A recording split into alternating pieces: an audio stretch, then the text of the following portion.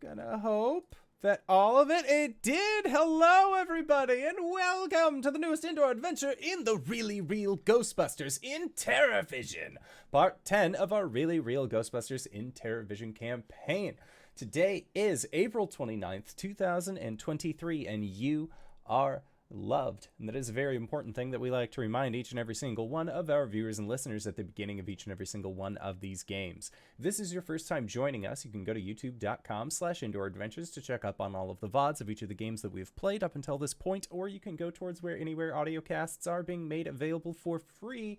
You can find us there under the same moniker. But speaking of things that are being made available for free, if you go to patreon.com/indooradventures, you can check out our after show called Nights in the Courtyard, where we answer questions not only from each other, but also from the community. So if you have any questions to ask myself or any of these other fine folk, feel free to again join us at patreon.com/indooradventures. Easiest way to ask us those questions is going to be to join us on the Discord. The link can be found in the Twitch chat to the side or in the description of this video or audio cast down below.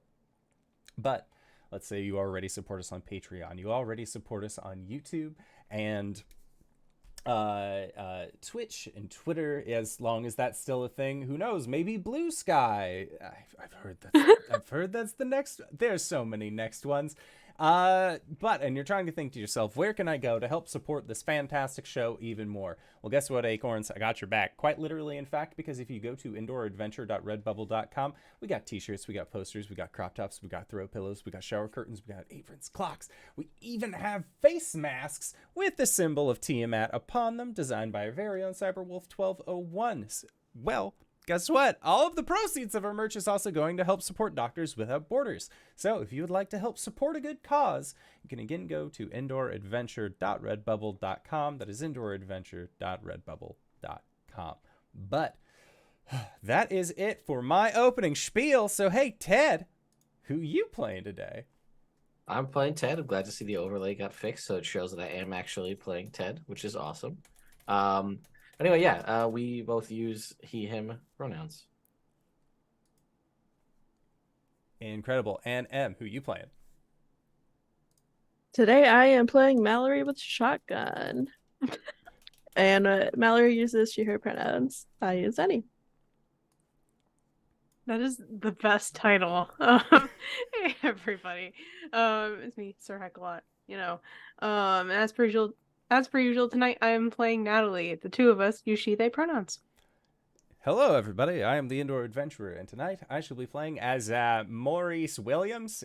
We both use the he, him pronouns. And I'm Lex, and I'm playing the Ghostmaster, the most important role of the game. Wow. And we will be playing, or I should say, welcome to the Really Real Ghostbusters, a couch potatoes paradise of a show, you know? We're playing the West End Games movie tie-in Ghostbusters RPG from 1986. And it's been a good time. We're coming up on the finale, probably just a couple episodes left. Things are really heating up. Our B team of Ghostbusters, who have been handling all the cases in New York City, while the main team has been away in Hollywood trying to secure a movie deal.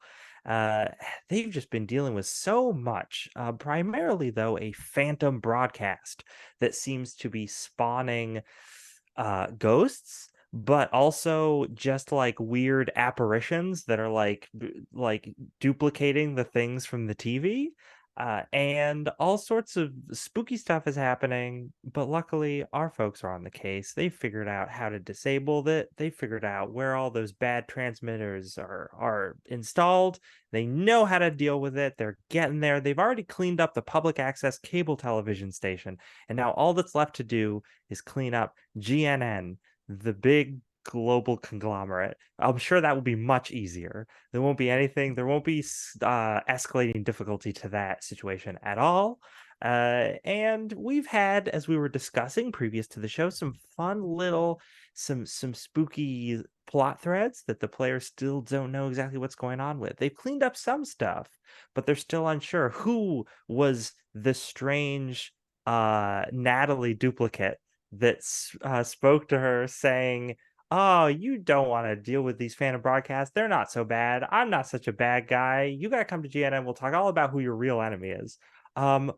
So we got to deal with that, but we also got to deal with these strange visions that Ted is having of the plane of limbo. Yeah. A golden pyramid? What? Plus, Mallory was the last person to see an occultist alive before they fell into a pool that froze over instantly and then they were gone, maybe transported to some sort of ghost dimension. or maybe Mallory just, offed them, but they're just not saying, And, it's all fade to black Mhm. around here. Yep. And of course, the most important hanging plot thread: when will Maurice get more free pocket nuts? It's it's really what keeps his character going at this point. This is why we haven't been canceled yet. It's true. It's what we're paying him What in. the audience comes back every week for. Yeah. Speaking of the audience, hey, if you're in the audience, you probably know this already if you've seen some previous episodes, but if you're new, and you have this thing called channel points, you can use them to give brownie points to the players during game. For the low price of just 1,000 channel points, you can give one brownie point to one player. Now, brownie points, for those who don't know, give players the ability to reroll rolls, to increase rolls, and they're kind of also their experience and their hit points. They serve a lot of purposes in this game. So it's great. Wow, look at all the brownie points that just got sent out. Yeah. So we're in anticipation for the start of today's little mission. Players are gonna get some points from the audience. Thank you, audience. But I think that's pretty much everything, unless I forgot anything major. I don't think I did. Our group starts on the roof of the Manhattan Public Access Television Building. A modestly sized satellite dish that's billowing smoke because it's been shot with buckshot is next to them. And they can see, I'm going to say, green lightning, an arc of green lightning going across the sky towards the GNN Headquarters building. What do you do?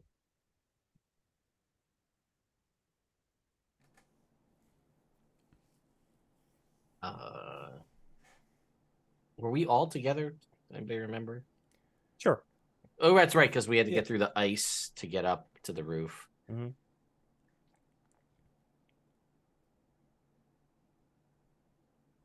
Guess we're going over there.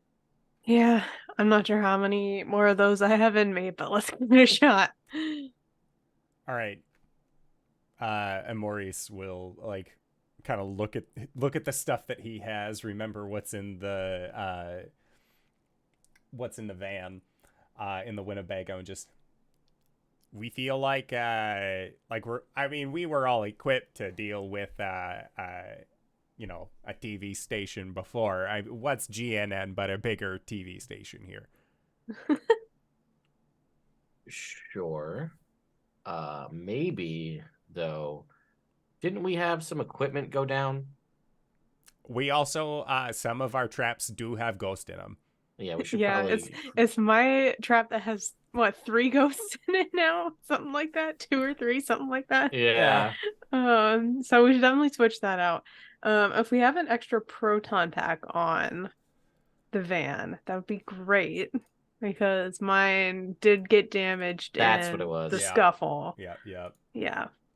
So we should probably go back, dump the Empty out the the ghosts. full traps in the containment unit, Mhm. grab new traps, and swap a proton pack before we head to this place. It's on the way, maybe. Sure. Hey, look at that. There you go. Yeah. I mean, really, everything is New 45 York minutes traffic. away in Manhattan traffic. So, Yeah. yeah, if we do that, we can check the answering machine too, just in case. You never know. Hey, there you go. So, I'm I here think that's for a it. good call. Okay, and then just use the fire escape or go back inside, but Yeah. either way. Yeah. Yeah, the building's perfectly safe now. You can just go back down the stairs. You could even use the elevator. Ah, I still don't trust that elevator. Actually, no. This building didn't have an elevator. Oh, it's only like 3 floors or something. Yeah. yeah. Hmm. Oh yeah, I'm thinking of the apartment building. The apartment building, the elevator scenario. The elevator, yeah. Oh, that's true. Yeah, no, we'll just take the stairs. Oh, okay. I'll just take the stairs. I can't speak for everybody else. Yep. Stairs it is. Mhm. Okay. Downstairs. You head back to Coin King. Your renovated arcade. Barely renovated arcade. And you get there.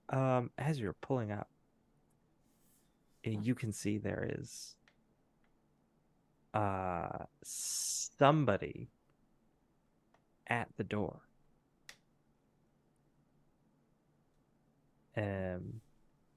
Looking inside. You're at a bit of a distance now. There's also a large vehicle parked on the curb. Seems like the person might be trying to get in because maybe they think you're there. You know, We are closed during regular business hours all the time. all the True. time. You're not great at the arcade part of things. No, we just need the. Well, we you need the don't. It storage. doesn't run as you don't run it as an arcade.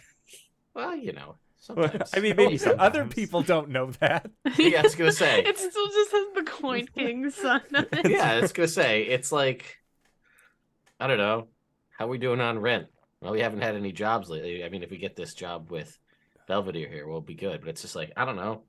You want to open the arcade for like 2 hours? See how many quarters we can get? You think we could pay this month in quarters? Yeah, it is what it is. Yeah. Your landlord's like really annoyed about that you keep doing it, but you know. What we do you don't take want it to from the an arcade? bank. Yeah, no. Yeah. They don't have the So counters yet. It's fine. Yeah, it's true. We're Like, gonna that- sit there and take the time to roll them all. Come It's on. the 80s. You that's what kids are for. We just like, say, kids, you local kids, you can play some games at our arcade if you can't all our quarters for us. Yeah. Here's some wrappers. Go ahead and roll them up for us. Oh, put all the Exactly, arcades kids up. love it. Yeah, we'll put it all on free I mode. love it. It'll be great. It's a community building event, really. This is how the Ghostbusters give back.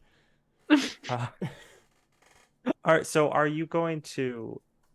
How are you going to approach as you see this person trying to get in?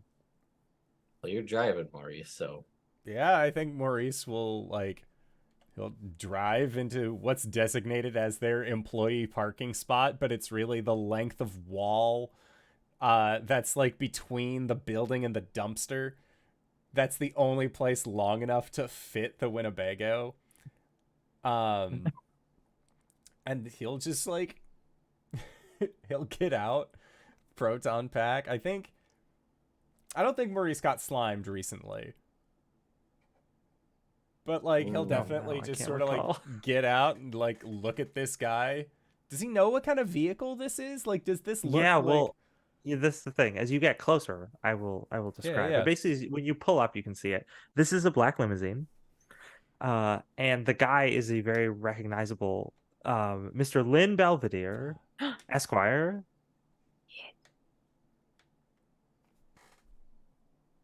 Yeah, and Maurice will just wave to him. He'll look over and say, "Oh, very good. Yes, Mr. Maurice. You, I should have known you are out on a job. I just wanted to congratulate you on getting Mr. Tanaka back safe and sound. My associates at Nakatome informed me that you had done so. So I'm here to pay the bill, as it were." And he has a checkbook in his hand. Oh, Maurice just nods and he says, Mr. Belvedere, I just have a little question for you. It's not about the money, more of a point of personal interest. Your mom, she doesn't happen to live next door to a mom and her young kid, right? Because wasn't goes- the lady's name Belvedere? No, it Oh. was It was Faversham. Was the old lady. Faversham. Right. Never mind then. He's not going to bring up helping the old woman. If it was like Belvedere's mom, he would have tried to be like, I saved your mom, though. So, Yeah. get like Fair. a little bit extra out. But no, if it's not. No, he'll let him take out his check. And like, he'll go and like unlock the building. Says, you can write it on a counter. We won't make you just like stand out here. You're fine. It's like, oh, how gentlemanly of you. He goes inside. After you. And he'll like look towards the rest of the group, and he'll give a thumbs up. And as he does, you just hear that like ching. Yeah. Right. It's like we're all hiding our eyes from becoming like the dollar sign. Yeah. Right. We're not gonna pay for rent and quarters this month. Uh-oh. It's y'all wonder why I always wear tinted shades. It's because there's dollar signs behind here. Just all the time. It's a medical disorder. You should really get it checked out. But yeah, so he's writing the check. He looks around I don't know if he probably has been inside the Coin King. I can't 100% remember. Did. I think he did the last first time. Yeah. Yeah, he's clearly uncomfortable being in a place this messy. Uh-huh. It won't be that but messy for long once he pays us. Yeah, right. Yeah. But he's writing the check, and he's just like, yes, just a wonderful job. My employers at Omnicorp are delighted to have Mr. Nakatomi back in such short order. Here is the sum that you were promised with a small bonus. It really wasn't our expertise, missing persons, but we do what we can to help the community and all that. And he's like taking the check. And as he's handing it to you, right, there's a point where he's like, you think he's about to let go of it, and then he just stops, and it goes taut, and he's like, there is one other thing I wanted to discuss. I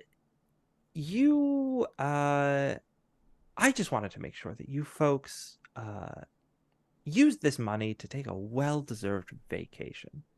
There really isn't anything else that you need to do here. All right. Well, I don't know if you knew this, but earlier this week, they were having a giveaway for MTV's Spring Break Vacation. And wouldn't you know it, I won. It's like, oh, yes, the music television channel. I know. I'm not really so hip on it, but my daughter, she would absolutely love going on one of those. So, this money is really going to go towards helping a man who's a bit down on his luck take care of his family. Sounds fantastic. I'm sorry, go ahead. You never really said much about your family. You have a daughter? You never asked. This became a very touching episode all of a sudden. She lives with her mom mostly. Oof. Gosh, I was gonna say, do you just out here ghost busting? Well, it's a living. Fair enough. When I was young, I was handed some archaeological tools. And we'll just say this shotgun ain't the first time that toolkit has expanded in interesting directions. Back in my sword wielding days, what I'm saying is you got to start them young to pass on the ghost busting trade. Oh, okay. Yeah, you lost me there for a solid start, but if she's They could into start with pocket nuts.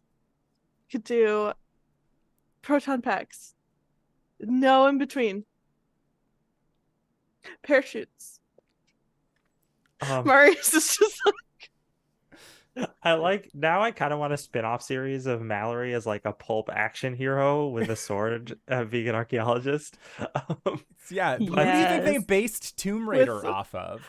Yes. Some Give us the With- flashback episode. There's gotta be montages where Mallory is like, Maurice, let me meet your kids. I'm gonna train them. Training montage. But yeah, Mr. Belvedere is watching this conversation like, right. Thank you. He's like, have a lovely day. He starts walking outside. They shut the door behind him. Mm-hmm. As soon as the We door should- says, lock it, lock it, lock it, lock it, lock it, lock it. We should go cash this. We check, need to like, get right this now. check out of our hands immediately. Yeah, no. We need to get this to a bank, like right now. Immediately. Ted, I know you're fast somebody at who running. can drive fast. Yeah, it's the guy. I know someone who can drive fast. Yeah, I know somebody who could run fast. Whatever we think will get us there faster to a bank. I could drive Maurice you will hand the fast, and check you to could Ted. run fast from the car to the Yeah. Do we Hey, have? there you go. Ted is Yeah. the right person to hold this object out. It's not me. Yeah, immediately just like to Ted. All right, we gotta go cash this or deposit it or whatever because I don't. I don't trust Ouch. that it's going to stay this way. Yeah, I don't trust that. Also, did anyone think that what he said was weird about our services not being needed, given she gestures broadly to outside with green lightning in the background? I mean, I came across it as like a veiled threat, right? Uh-huh. Anybody else get that? Like, you're not like, go on vacation. Don't be around anymore. You're Mhm. done. You did what we needed you to do. Do you think that if Yeah, I we don't cash like that that. check, we're holding to that ideal? We could always split the party. We'll make it out to cash. It's fine. We'll just like we'll We'll just- cash. or we'll put it on the corporate account. Whatever. We'll figure it Yeah. That's the one. out. I don't know. My thought process is also we told Vince like when you get back to your lab, destroy everything you worked on. Mm. So I very much would like to get this into actual money before they realize that he did that. Yes, sir. Mm-hmm. I agree. So we should get priority 1 this, priority 2 green lightning. Right? I feel like that's where we're at. Very good. Well, how about this? You and Mallory both go. Get that made to cash. Yep. Natalie, you and me will swap out the gear in the truck. Or the I like gear it. in the Winnebago. Mm-hmm. Just remind me how much this check that I'm holding is for. Here's the problem. I don't remember. So So I it didn't was- watch the episode, So but it's a lot. It was like It's a lot. it was going to be like $10,000 per person, but then we bargained him up, so it was going to be $20,000, like a day per person per day. Yeah. Yeah. And we did it for a total of 3 days. Right. And there was the bonus for completion, which was a spare sum of money, if I Yes. recall. Like this is like several $100,000. Yeah. That's Yeah. that's This my is a point. strong check. It's a strong check. Yeah, we're The, we're sitting around $500,000 probably.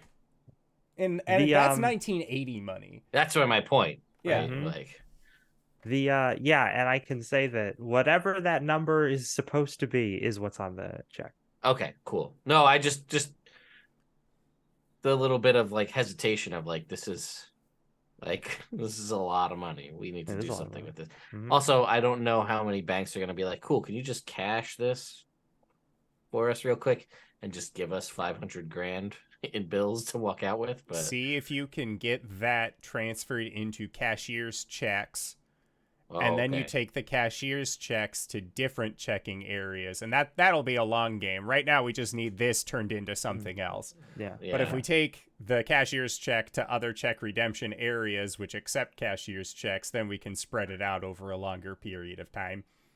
And the government Yeah. definitely won't flag anyone who does something like that. No. Of course. No, this is 1980s IRS. We might be okay. Exactly. fine. Um Okay, so 2 of you are going, 2 of you are staying. Mhm. yes. And remind me, it's Ted and Mallory who are going? Mhm.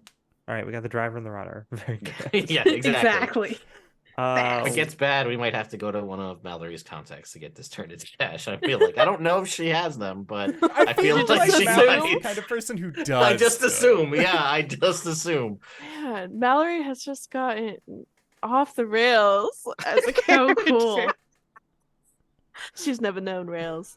I was gonna say these people that are that cool have people. They know people. That's like a thing. I feel like. All right. So, what vehicle are you taking?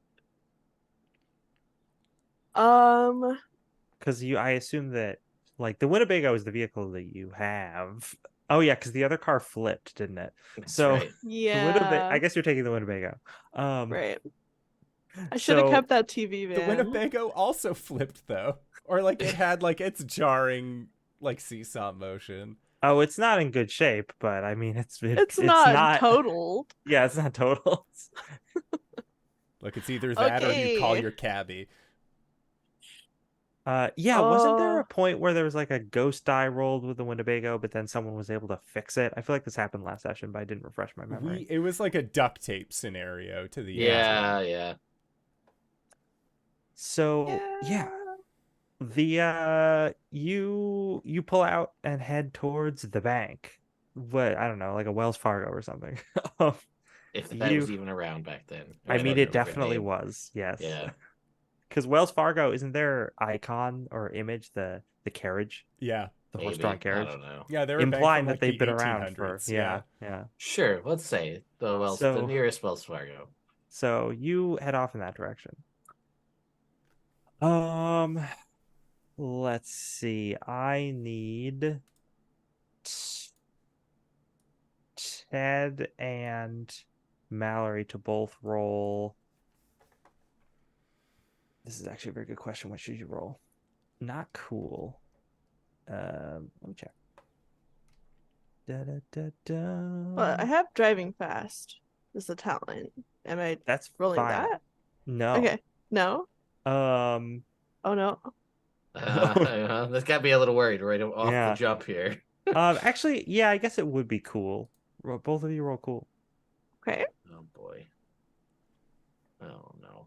Okay. Yeah, I'm spending some. I don't even know what this is for. I'm spending brownie points because I just am. Why is everything on my So roll 20 scary. highlighted in purple? It I makes it know so it's much really harder hard to read. I actually Mine has highlight it. always been in purple. Yeah, Yeah. same. Oh, Hey, wow, you both 15. rolled the same thing. Yeah. Matchy. And you both passed and didn't get We're ghosted. on the right. See, this is the right team. This is team Yeah. check delivery right here. Mallory, you're driving, you're weaving through traffic, and you notice as you're weaving through traffic, there's an unmarked car following you. Of course there is. It's a Tuesday, right? Like You're right. It's a Tuesday. Doesn't everybody? I like the idea that Mallory's like, oh yeah, that always happens. But Ted, you also notice it. Maybe you think it's a little more concerning. Yeah, it's like, do you see? There's The unmarked car? Yeah, is that Was that the thing? I mean, Should we like, be worried? you do enough archaeology, somebody's got to hit on you. Right? Really? We flash back again to Mallory's Pulp Adventure show Yeah. where she's just punching Nazis. Yeah, right. Wow, okay. No, actually, I have no idea who these people are. Okay, I was gonna say I did not know there was that much disparity in the sciences, but apparently there is. Well, mostly it's like people don't like their stuff being borrowed, right? Okay, I Yeah. can see that. Some people don't like that. That's true. Some Sure. people don't. I have never met someone who didn't want me to buy their stuff. But that's me. That's been my experience being around you as well, is that it's always Exactly. been well received. People are Even so- if it's something like a firearm, like people don't care. Why would firearm be different I mean, than like a cigarette? And You hold you're up your just so shotgun, why would cool. I firearms was gonna say I don't. My only concern is we literally just got this check, and like now we're being followed. And this is not a small sum of money on this check. I mean, maybe it's maybe it's some other thing. No, you're probably right. Actually, that was really suspicious. So, how are you with shotguns? Well, the real question comes down: is this real world Ted or is this Ghostbuster Ted? That's the well, question. That is I the was question. informed. I was informed that your character is just real world Ted, except you could run fast. Then pretty good, actually, surprisingly. Yeah. We'll be all right, I guess. The yeah, so you can. That's true. That's all I said. Me, but runs fast. Yeah, it's just me, but I do a lot more cardio. Yeah. Do you want to? So do you want to try and lose him? Yeah. Winnebago, so inconspicuous. You got this. It's more like you're gonna be trying to trap these people behind a red light or something. So love it. I'm gonna need a moves roll to have you drive this vehicle. Okay, not my drives fast skill. Oh, you have a drive fast skill. What stat is that connected to? It is moves. Oh, okay, then yes, you would do moves and you would be using drive fast. Swag. Right, Nice. 19. Nice. Yeah, you're weaving through traffic, and this vehicle's following you. They're trying to keep pace, but even with this giant bulky RV, you're able to you do that thing where like you see a yellow light, like a real late yellow light, you're like, I can do it. You just gun it through there, and then it turns red, and the other person who's following you is trying to keep pace, but immediately, like, you know, the light for the other end of traffic turns green after you go through it, and cars start going, and they have to slam on their brakes, and then everyone's honking at each other. You just hear some guy go, "Hey, I'm driving here." Classic. You Love seem it. fine for now. You seem to have lost them. All right, let's get to that bank. You get to that Wells Fargo. Meanwhile, at Coin King, what are Maurice and Natalie doing? Maurice walks out to the parking lot to change the things in the Winnebago, like the plan was. And then looks and sees the missing Winnebago, and he has like a bunch of shit in his arms. There's like an outline of where it used to be. Just, you know, I don't think we really planned through on this one. You know, Yeah, I just, didn't like, think about there easy. not being more vehicles. go back in and just like kind of create a pile near the door. Yeah, we'll just have it ready to go. Yeah, it's- I'm gonna take the one ghost trap that has 3 ghosts in it, so we can at least put those where they need to go. Yeah. So I'm just gonna go to the basement and do that. I'll bring a proton pack just in case, I guess. Like there are 3 in there, so who knows. But I think it is just like you slot it in and it just like drains out the ghosts, right? Mm-hmm. Yeah. Sucks them out. What's the term? Slurp. Yeah, slurp. Slurp. From last session. Slurp. Slurps them right out. The fact that I Slurp 'em remember right into the that. container. I was gonna say, how did you get? Where did? I don't know. There's no context from which to derive slurp. I'm so impressed right now. I picked up the vibrations of the word. So for the purpose of what I am about to suggest, would Natalie have told all of us about the other Natalie being like, come to GNN? I mean, if there was time to do so, absolutely. Yeah. I'm not sure if there's time in between. I figured just on the ride back. Okay, Just yeah. like just like decompressing from a mission, be like, hey, how did it go? Be like, oh, I saw myself on the TV today and it said go to GNN. Like, Yeah, because I bet like we would definitely brought up the topic of like, oh, you know, like multiple of us like just stopped and stared at that weird TV. Wasn't Yeah. that strange? Like, hey, you know, it's stranger. I It talked think... back at me. I think what I would suggest, or Maurice would suggest, we have the video analyzer. Do you think you could do you think you'd be able to see yourself again with the video analyzer? Or if that's how that even works. Ted usually handles that sort of thing, and Maurice is just like, I don't know, we have time to kill. You got a ghost. You're a part ghost now, so like... I think it was more a result of what was happening in the apartment building. I'm not entirely sure if we could replicate it. Okay. I will say that you know that it was connected, or you assume it was connected to the TerraVision signal in some way. Okay. So if you could connect that to something that deals with that signal, maybe, and you do have a Galaga machine downstairs. Oh my we do. It would be pretty hard to rig up because neither of those things are transmitters, but you No. could theoretically do it. Well, that's... yeah, your little Galaga guy is down there too, isn't he? Well, no. The Galaga guy we took care of. We did. busted the You ghost. took care of him. Yeah, we took care of him. But Send him that to the creates farm a very upstate. that creates a very interesting point because the terror vision, as we know it, only works on transmitters, right? It only works on things that project. But if it is a connector to the ghost zone, theoretically, you could rewire it to suck things in, right? Turn it into a receiver instead of a transmitter if it's going to the same place. If this is just a conduit. Instead of messages being sent from the other side, you can send your messages to the other side. Exactly.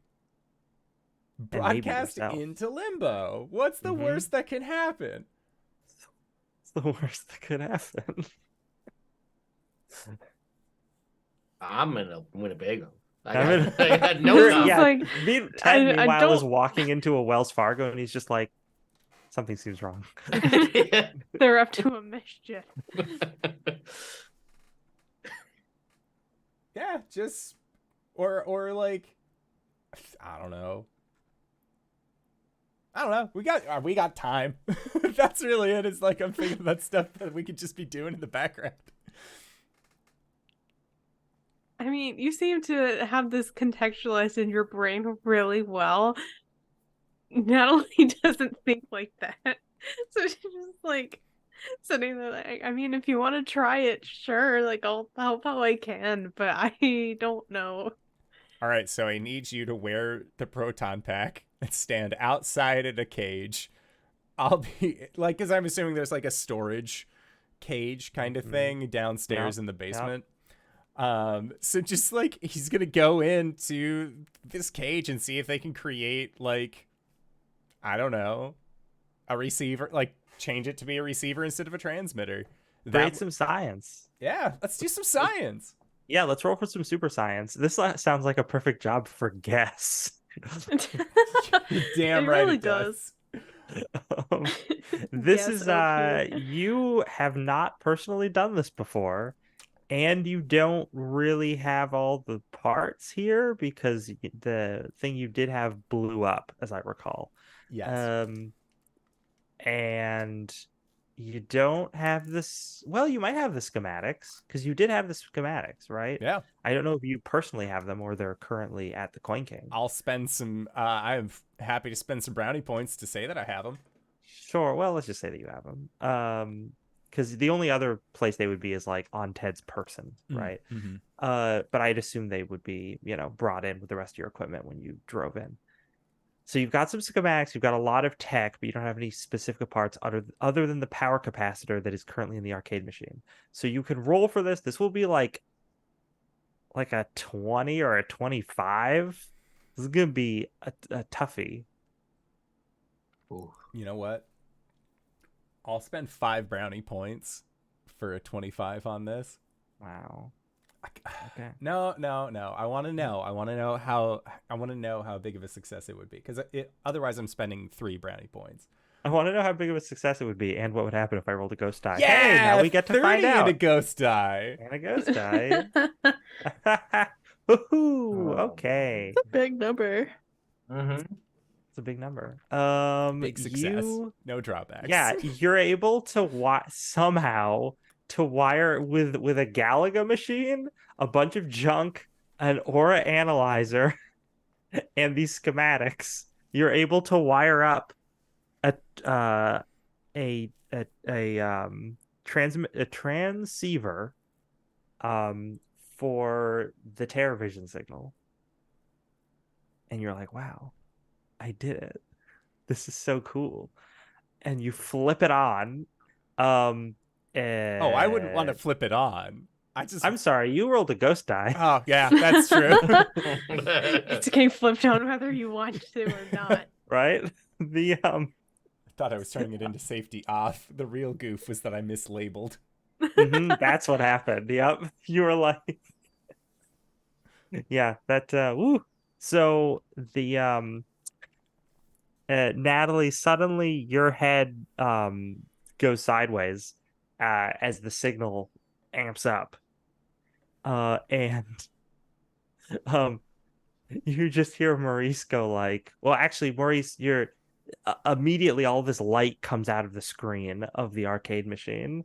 Like one of those laser light shows. If anyone ever saw Ninja 3 The Domination, it's like that scene. Go watch it. It's great. Just YouTube the clip. I'll wait. All these like laser lights come out. And Natalie, you see them envelop Maurice. And then a capacitor blows somewhere. Or maybe like the circuit, the fuse blows, and the whole place goes dark. Natalie, what do you do? Oh no. I mean, we're in the basement. We probably have like a flashlight or something. Sure, yeah, you definitely do. You gotta. Yeah. You can grab that off the shelf near you. Yeah. Sure. And then I'll flick the flashlight on. What do I see? What's going on? There's you don't see Maurice, I can tell you that. Oh You specifically told me you wanted to set it up so it could send. Then you got a ghost die. Oh, Yes, sir. Goodness. Maurice. yeah, just looks around the basement. He's nowhere to be found. There's like- like a little like smoking pair of like footprints in front of the arcade machine. Or like just Maurice's boots. Just my boots. Totally fine with just my boots. Oh no. One of them just falls over. Yeah, she would just look at it and say, well, that's a problem. Don't worry, you Like- can't die in this game. Yeah, he can't die in this game. You can't die in this game. He's definitely not It's dead. like he's somewhere. We just don't know where. Yeah, that's gonna be something to explain to the two when they get back. Everyone, I lost Maurice. I'm sorry. So meanwhile at the bank, Ted, you have successfully gotten a pile of bank cashier's checks. Is that what it was? Yep. You'd think they would have given you a harder time about it, but when they saw that it was an Omnicorp check, they just did it. Okay. Yeah. They were like, "Oh yeah, no, I mean if it's them, sure." So you get all that money, you get back out to the curb where the Winnebago is idling with Mallory. Mallory, you have not spotted your pursuer again. Yeah, I hop in the Winnebago.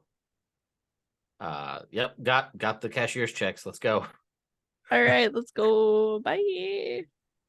On your way back, on the radio, there's a news broadcast, and it's talking about the wild stuff that happened earlier today. It's like terror has gripped the Big Apple with all sorts of strange sightings throughout the day. Some experts say that it was mass hallucinations or like mass hysteria, while others are saying that it could be an alien invasion, while some say that Elvis has returned.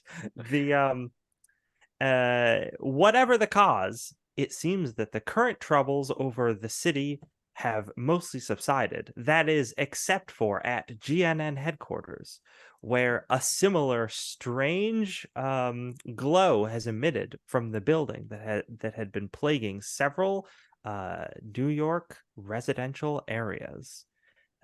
Currently, we have completely lost contact with everyone inside the GNN building as the NYPD cordon off the area and begin to breach and investigate the problem. Stay tuned for more live updates.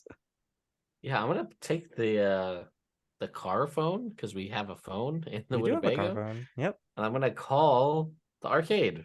See what happens. Natalie, you're downstairs with the flashlight looking at the smoking boots, and you hear the phone ringing upstairs. I'm gonna go upstairs and answer the phone. Hello. Hey, I got the money. We're good. Oh, nice. But we were being chased by an unmarked car, maybe? Oh, okay. We shook him. That's good. Okay, good. Okay, good. Yeah. We're on a little bit of a roller coaster here.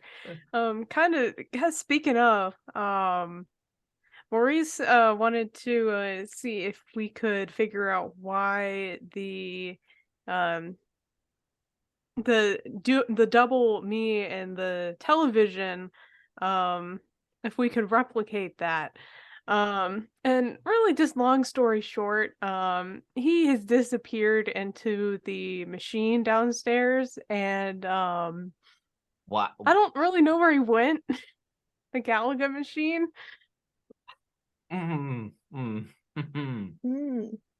Well, the three of us are rich. You took that from chat. I did take that from chat. 100%. No shame. No, none whatsoever. But what? Why? Okay, we'll see it in a couple minutes. And then I'm Okay. just gonna hang up the car phone, and then I'm just gonna tell Mallory. Yeah. So apparently Maurice, transmitted himself to wherever the ghosts are because he thought it will. I don't know. He had some idea. Wow, Maurice. Yeah, he sent himself into a Galaga machine, I guess. I don't know. That's kind of cool. I guess we should probably get him. If we can. If we have time. You know, I don't even know how you do that, but I guess we'll. Things were going so well. Things were going. Yeah, you were almost home free with a lot of money. Natalie, as you're hanging up the phone, now that you're upstairs, and I assume the desk is facing the windows, like Yeah. you know, so you can see outside. You notice, and maybe it's just your paranoia, because Ted just told you that an unmarked car had been following him, but there is an idling unmarked vehicle parked outside, and you could have sworn the person sitting in the driver's seat was looking at you, and as soon as you like look over there, he like looks away, maybe like opens up a newspaper.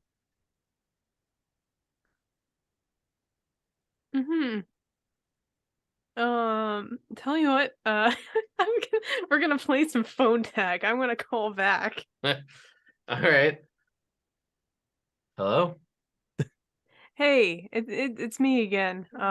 So could you describe the unmarked car that was following you guys? Yeah, it's unmarked. Like, That's all the description I was given. Oh. Yeah. Well, It's Ghostmaster, can too. you give me something more to go on here? It's just a really bland, generic looking sedan. Okay. Yeah. It's a bland, Black, bland, I assume. you know. Sure, yeah. No, Shaded, because like- it's got to be more boring than that. It's got like it's like beige. Okay. Beige. Tinted Bleh. windows or clear windows? What's the deal? No, it wouldn't have tinted windows. Okay. Just yeah, just a really kind of forgotten mail, like a Honda Civic. Okay. Um, Yeah, I'll just be like, yeah, it's like some beige Honda Civic. okay, y'all might want to drive around the back if you possibly can, because I just looked at it, just parked in front of Coin King right now. yeah, Oops. okay. We're so close. That's Yeah, which like I'm like Right. facing away if I can't, like, even if Yeah. I'm like kind of like wrapping the cord around me a little bit. I'm like making sure that like I'm doing this as nonchalantly as possible in front of this person that is watching me. Make me a cool Oh roll. no, Oh I'm not good at no. that. Does our arcade have like the metal like shutters, to bring it down to like It lock it does up because you're in New with, York, so with for a sure. glass window? So Mm-hmm. Yeah. Well, I didn't say that I did that. So, tell you what, I'm just gonna use some brownie points. I'm gonna use 4 because we got a bunch from chat. yeah. 14. Thank goodness you used those 4 brownie points. Wait, could you imagine? Like, Is your cool 1 or It's a 2. Oh, well, you okay. lose the 1 to the ghost die. Yeah. Yeah. Oof. It's not very You good. okay, but with a 14, so I'm gonna say one of the things Coin King has are those big mirrors so that you can like see around corners and stuff. So you can make sure the kids aren't stealing the the Yeah. arcade machine quarters. And as you're turning around trying to look nonchalant and not look at the vehicle, your eye line drifts up to one of those mirrors so you can still see the vehicle's reflection in it. And you notice that the guy pulls out like a walkie-talkie and talks into it, and then, or maybe not a walkie-talkie, because walkie-talkies are shorter range, right? Maybe he has one of those things that cop cars have, the like radio things, Mm. and talks into it, and then seems to get a response, nods, puts it back in, and then uh puts the car into gear and pulls out. Okay, I'm not sure what just went on, but he just drove off. Um, Or I maybe don't pull like the down the look of this. shutters. Yeah, pull the shutters Yep. down. Super suspicious. Yeah, close the blinds.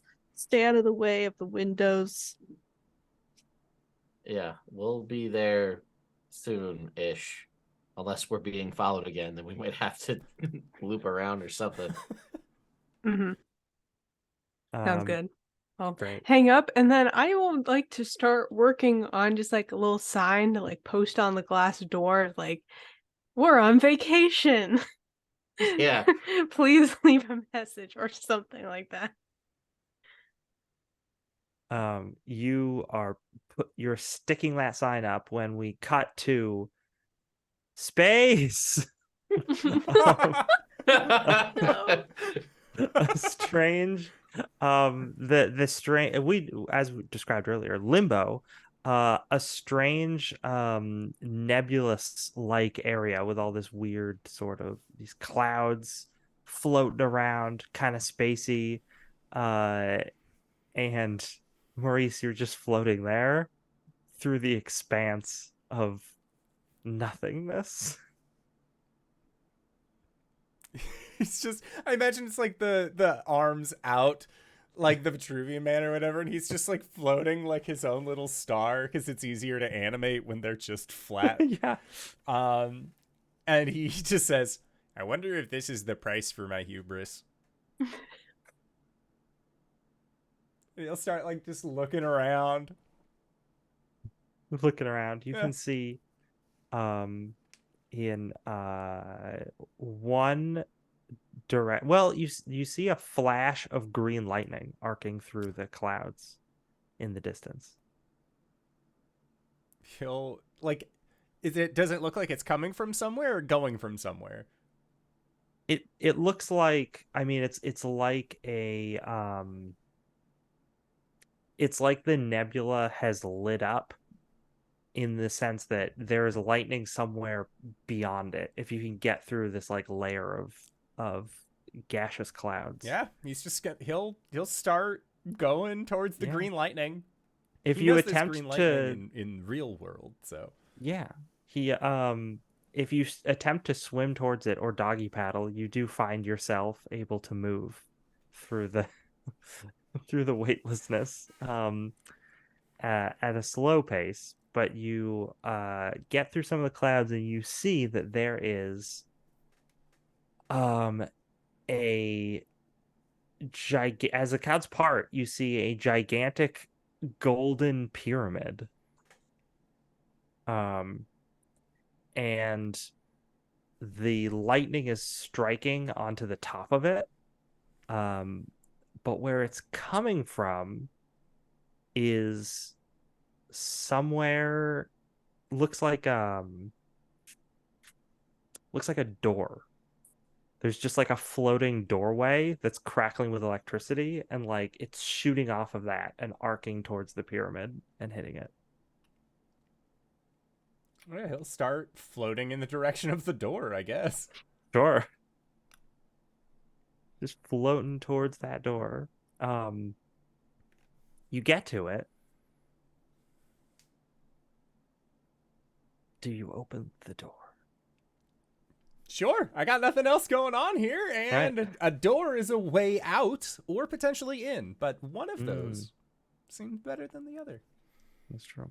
Run towards that door You to make a deal with God. you open that door up. Open and that door. yeah, pull yourself inside. Cut back to everyone else. Mallory and Ted have arrived at the store. There's a nice sign up that says that that you folks are on vacation. You're walking in.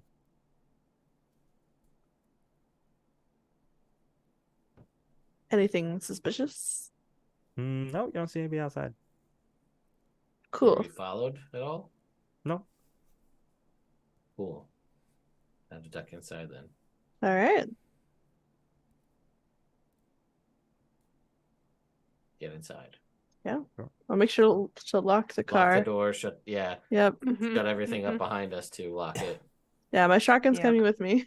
It's just a pile of stuff next to the door.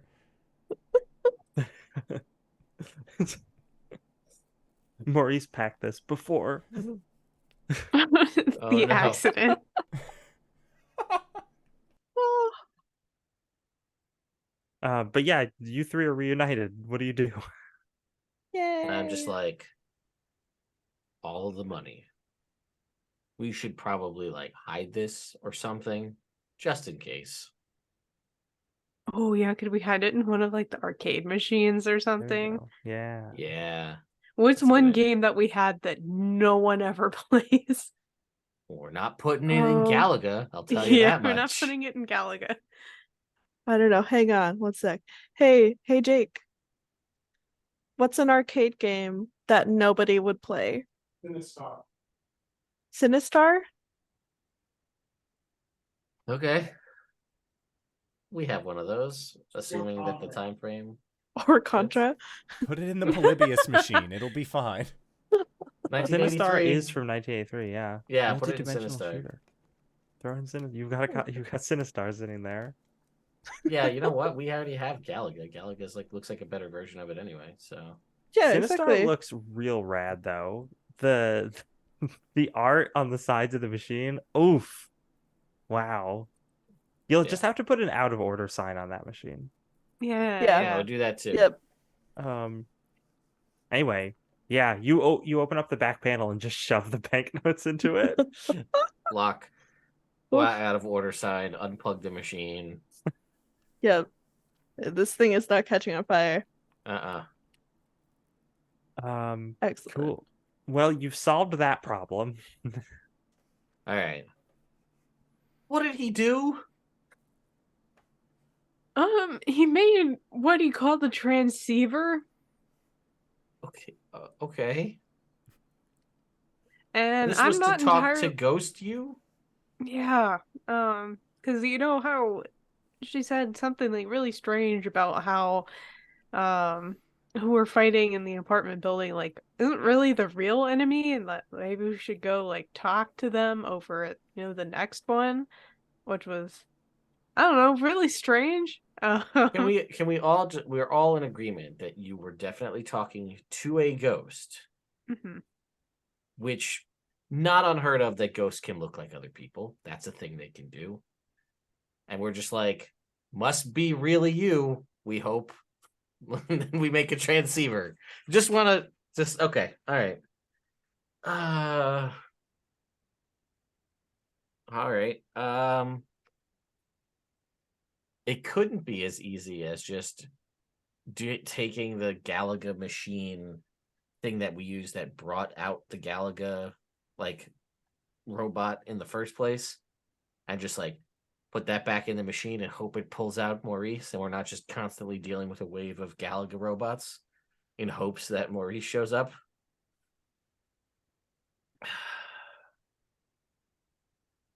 I don't Would it know. be that easy to just pull Maurice out of the ghost world? Okay, so let me ask you this, Ghostmaster. In Mhm. the time that we've been a group, it's been I've actually done this multiple times since Natalie had her incident. I more than likely have scanned Maurice, mostly also times because I question how his brain chemistry works Yeah, with the that's fair. PKE meter. Meaning, I would know, in theory, what his psychokinetic signature would be. If it's stable, could I not calibrate this to target him specifically and possibly try to pull him back? Oh, that's a fun idea. Yeah, you could probably do that. I'm going to give it a shot if it's a thing I can try. You can definitely try that. What fantastic reasoning. Let's I mean, in theory, if that's how ghost busting works, right? You know, the proton stream, all ghosts have a similar signal, so you can capture them. no, no. I've seen that movie once or twice. It's fine. You yeah, so you can that's a 20. That's a roll of 20 I'm gonna need.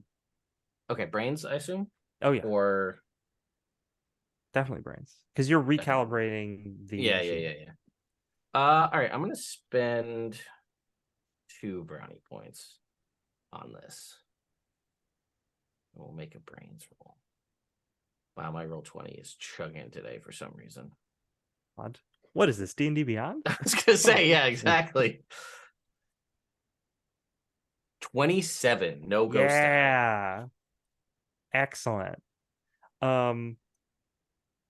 Maurice, you float through the doorway and you can see on the other end, or on the other side, the a so how would this be useful? What's the most useful thing I can tell you about this? Because you immediately start to get yanked back, as if an invisible rope attached to your waist just pulls and you get ripped right out. The Yeah. shepherd's hook. out of the You seat. but yeah, what's the most useful thing you would see when you go beyond the doorway before you get pulled back? I think you would see the GNN Headquarters logo and a variety of I think it was 8 different transmitters all in a big room. One of them is sparking. The rest seem to be functioning properly. So, seems like some kind of equipment room, tech room, big, lots of wires all over the place. And yeah, you recognize those transmitter units that have been built in down here and I guess feed to the satellites up on the roof of the building, maybe. But it seems like you're in the mortal world in the GNN headquarters. You see a sign that says GNN, and yeah, one of the 8 is sparking intermittently, like it's not functioning properly. But before you can investigate it anymore, yanked back. And you fall on your butt in front of the Galaga machine in a flash of light. You see that like one of his socks, like his toe is poking out of it. The other's like really loose. They might not even be from the same pair. And like I think like he has a moment of just, I think I was a ghost. I'll pull out the PKE meter. I'll scan him. He's definitely got a lot of psychokinetic residue on him, but he's not a ghost. All right. Well, you're not a ghost now. but there's some residue there. There was a door. While I was floating in there for a while, I chased the lightning, and then I went through the door, and I was in GNN's equipment room. I think I was. That seems like it shouldn't be connected. There were 8 transmitters in total, and 1 was sparking. Oh, did you do anything with it? No, because that's when I fell out here. Ah. I think I turned myself into a ghost, and I might have been there. Otherwise, it's a vision. Oh, there's a lot of that. Was going it around. a terrible vision? It might have been a terrifying vision. Terrifying? Ooh. Terraforming? All right. So next stop, GNN. Yeah, we got the money. Mhm. Hey. It's, by the way, don't turn on this machine. I will gesture to the Sinistar machine. All the cashier's checks are inside the machine. And the reason why is because of multiple unmarked cars following the Winnebago / parked outside of the Coin King. So we don't know what that's about. But that's something else that's happening. So, welcome back. Thanks. Honestly, I'm surprised the thing worked. But to be fair, I did make the paddles and Pong shorter once.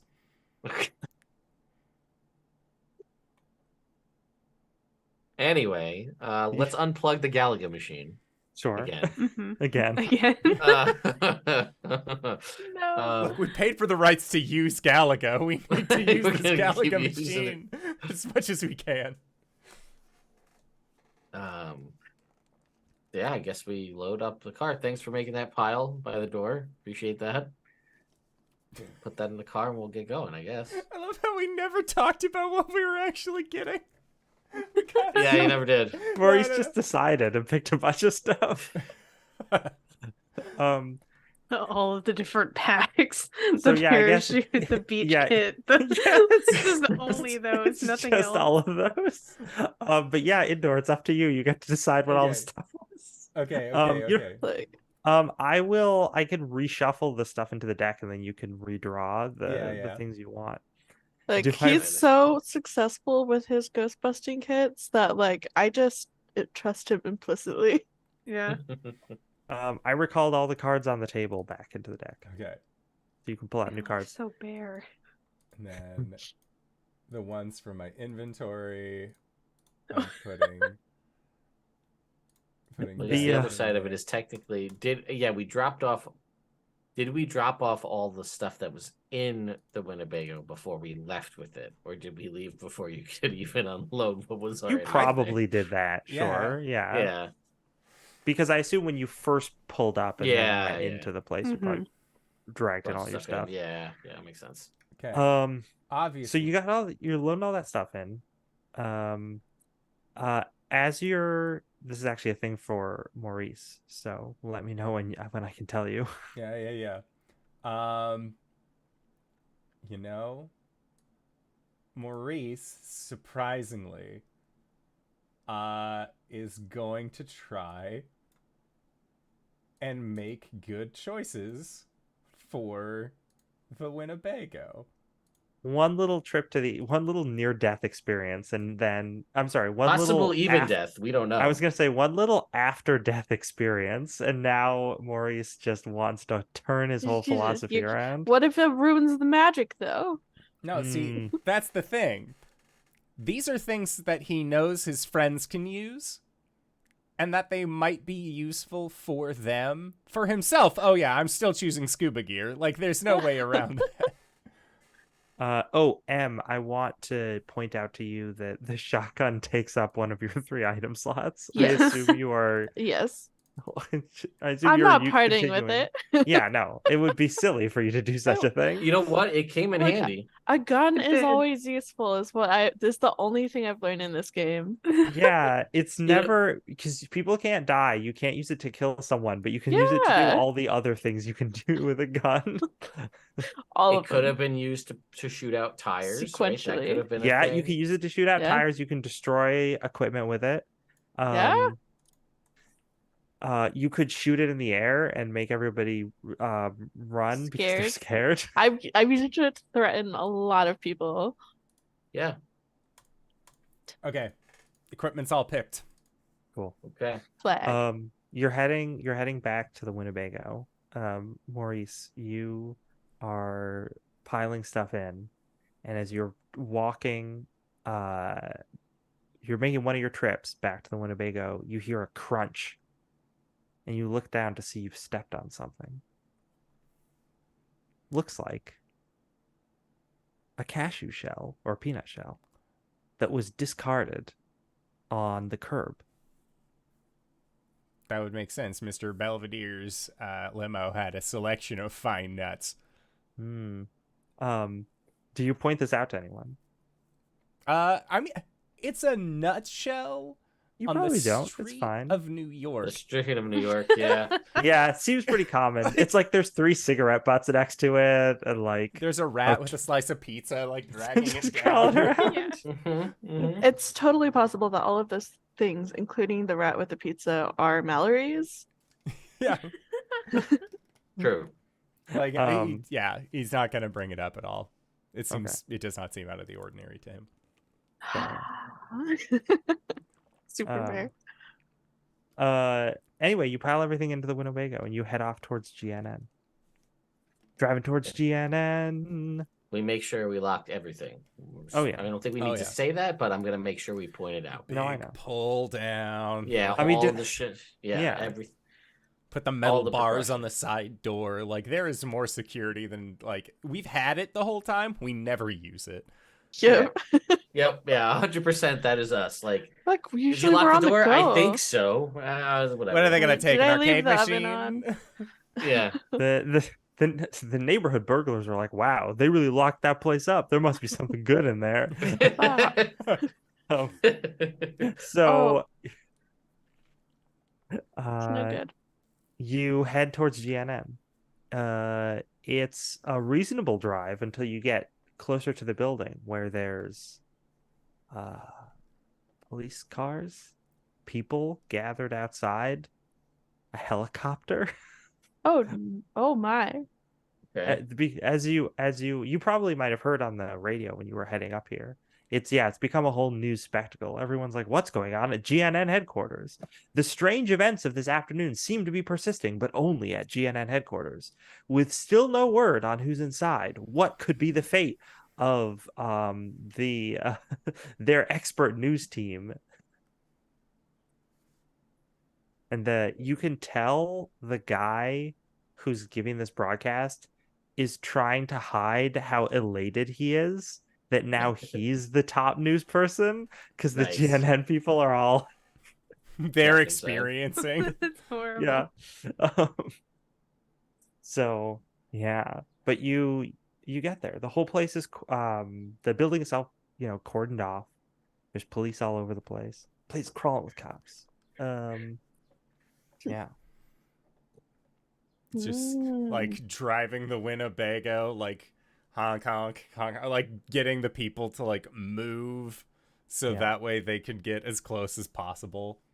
Yeah, the people will move. I think probably a cop, like a a uniform officer will stop you and just go up to the look into the driver's side window.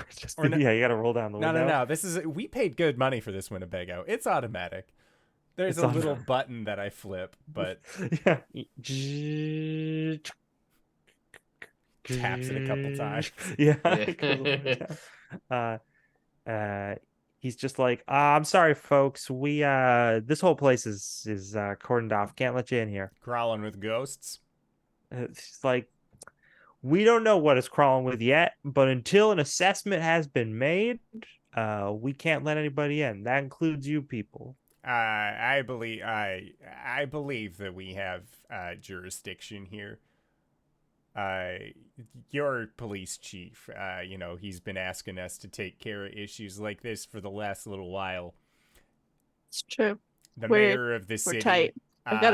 mayor of the city has reinforced that if there are ghosts, they should be busted for the betterment of the people. But especially after what happened at the Rockefeller the other day, if you really want to be the ones to handle the ghosts, you know where to find us. And he, you see, he lifts the e-brake and just puts his arms crossed. Yeah. The cop is like, "Oh, you you heard from you're good with the police chief? Well, let me check, because I know we work with you folks in the past. Let me get on the wire." So he goes off to radio in to see if they want to let in the Ghostbusters. Guys, I don't know if he's awake again yet. We got the commissioner though on our side too. Mm-hmm. We go all the way to the top. The super. The sketchy Wait, you one. don't know? Okay. Oh, right, the sketchy one. Yeah. You know Ah, the Yeah. The guy Well, that that's we don't definitely trust. not a bad guy. Mm-hmm. Yeah, well, if we can use him to our advantage. I mean, Oh yeah. do we ever get his name, by the way? Do you have his name, out of curiosity? I mean, I have his name. I'm pretty sure I told it to you. You may have, and Probably. I apologize. I'll tell it to you again. It would be common knowledge. Commissioner Orbach. Right. Yes, Orbach. okay. Yeah. That is a name I did not write down. You name drop Jerry, and Yeah. the the guy. So you're waiting around, and then the cop comes back, and he's like, "No can do, folks. I got express orders not to let anyone in, and especially Ghostbusters. I don't know what the deal is with that, but you'd probably be better off just turning around." Well, can you at least, help move the people away, so that way we're not just driving? I don't want to create any traffic violations more than we've already had to necessary. Yeah. The guy's just like, yeah, I guess. Actually, wait, no. Roll a fool for that. Fool? What would that be? Or fool. moves, because moves can sometimes. No, it'd probably be cool. Because this cop doesn't want to do extra work. You're making a New York cop do extra work. 13 in the no. ghost die. Ghost die. The guy's just like, guy's like, yeah, I get, fine. It's like he calls one of his coworkers over. They start waving. They're like, okay, folks, move out. These people gotta get through here. And meanwhile, you can see one of the there who would notice this? Maybe Mallory notices an unmarked Honda Civic parked near, past the police barricade, and a guy getting out of it saying something to one of the cops and pointing at you folks. And the cop is like, all right, okay. And he starts heading over. Okay. Vroom, vroom. Yeah, Maurice Right. is turning to the rest of the group and just okay, next up, we have the video recorder. We could possibly pose as, media people to try and get by. And then you point out this, is the dude walking up to us, or is the cop walking up Now, to us? the dude said something to the cop, and then Oh. the cop is walking with purpose up to your vehicle. I don't. Mallory, is this... What have you done? What'd you do? What have I done? Aside from all these Today? speeding violations, when? nothing. Today? Oh. Oh God, I don't know if it's better to. We moving people? Yeah, I mean, he told us to leave. That's the last instruction we got. Yeah, I would keep following those instructions. Yes, sir. Are you gonna try to just get out of Pretend we there. did not see He's him. gonna put Yeah, on the like- Ghostbuster lights and just like, hey, come on, like honk honk, like try and like get people to move around us. As you're doing that, you can see the cop that's walking up to you gesture for you to stop because it seems like he wants to talk to you. Do you do that? Yeah, let's stop. Oh, okay. You stop. The cop comes up to you and he's like, folks, you're gonna have to get out of the vehicle right now. For what? I've gotta take you into custody under suspicion. Suspicion of what? Well, ma'am, it looks like I have gotten a tip that some reckless driving from this vehicle earlier today, and it's it's just a procedural thing. I gotta take you downtown real quick. We ask some questions. Shouldn't take too long. That seems a bit of an abnormal procedure for a reckless driving incident. Do you have any evidence? I am requesting the Officer? presence of Detective Dale Crenshaw. I'm detecting the presence. And the guy's like, "Come on, people! I don't have all day. Get out of the vehicle." He doesn't seem to be very happy. We're getting some mean cop vibes now. Oh, I don't. Mallory and I don't like mean cop vibes, Right? And so Nobody does. I'm gonna be like, I need to speak to my lawyer. Guy's just gonna be. He's gonna be like. He's gonna call over. He's gonna just grab those two guys who were trying to move people, and he's like, and you can hear him yelling at them. He's like, "Hey, can you help me with this arrest?" And they're like, "What?" He's like, "I'm sorry, we got orders." And they're like, "Oh, all right." So, yeah, Maurice will lock the doors to the Winnebago. Yep. Oh, Come back with a warrant. come back with- It's a house. We It's are- this technically is a a home. house. It's oh my god, you're Well, they you're right though. They It's can't a mobile open your car home. door. It's a mobile home. Yeah, they legally can't open your car door. So Yep, just start driving away. Just start driving away. Yeah. Maurice just says, I'm not going down like this.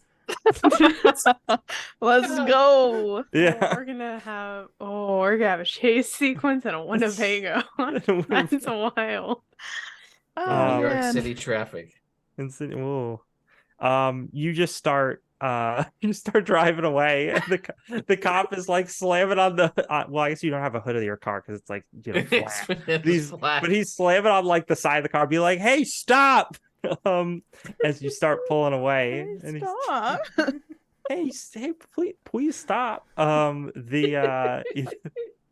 You start getting out of there. The cops are probably going to try and get into one of their cruisers, but you definitely have a head start. I mean, enough of the people were parted that you can start pulling out there, but because of the way the police barricades have been set up, it's actually not going to be very easy for a police cruiser to get out of there and immediately start chasing after you. Maurice will look over at Mallory. Just, you got this?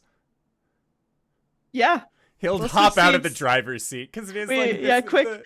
it's We like need one the of the change. captain's chairs. So like he just fucking hops out, and lets Mallory Yeah. take the wheel. Heck Oh my yeah. gosh, let's do it. Vroom vroom. The police get in their police cruiser. They turn on their sirens. They start chasing you. We're gonna have a real Blues Brothers moment. I'm gonna go use the video camcorder you put in the car and record this out the back window. Oh Very my good. god.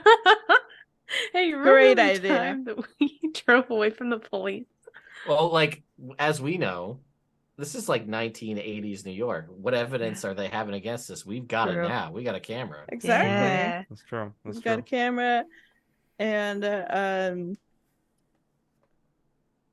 there's not legal precedent for them to stand on.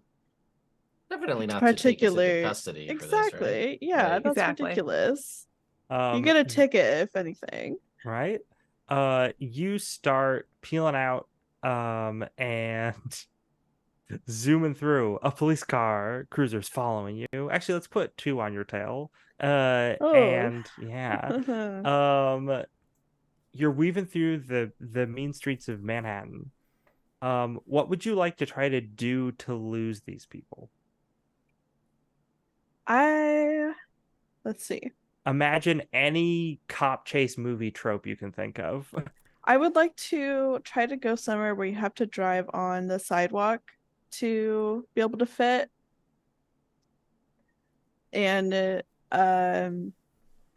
hopefully that'll give us enough of a way out of a busy traffic area. There you go. That's a good idea. Yeah, you roll for driving. What are other people going to do to assist in this? I'm looking at the map with expert backseat navigator eyes, and I'm pointing and yelling for Mallory to like take this turn, and he's gonna try and like suss out the map. All right, I'll take it. You got the navigating, I got the driving. Great. Yeah. What's Ted? Are you filming? I am filming. Yeah. I was sitting there, I was like, right now, all we've done is be like, this is sketchy and leave. I don't think we're at the point of like, well, let's just shoot a proton stream at the wheels of this cop car. Oh, I have stop a it. shotgun. You don't have to waste I proton know. stream. Either way, I mean, and I'm like, but right now, all we've done is leave. So I'm gonna film. That's the Yeah. plan. Is Natalie Legit. doing anything?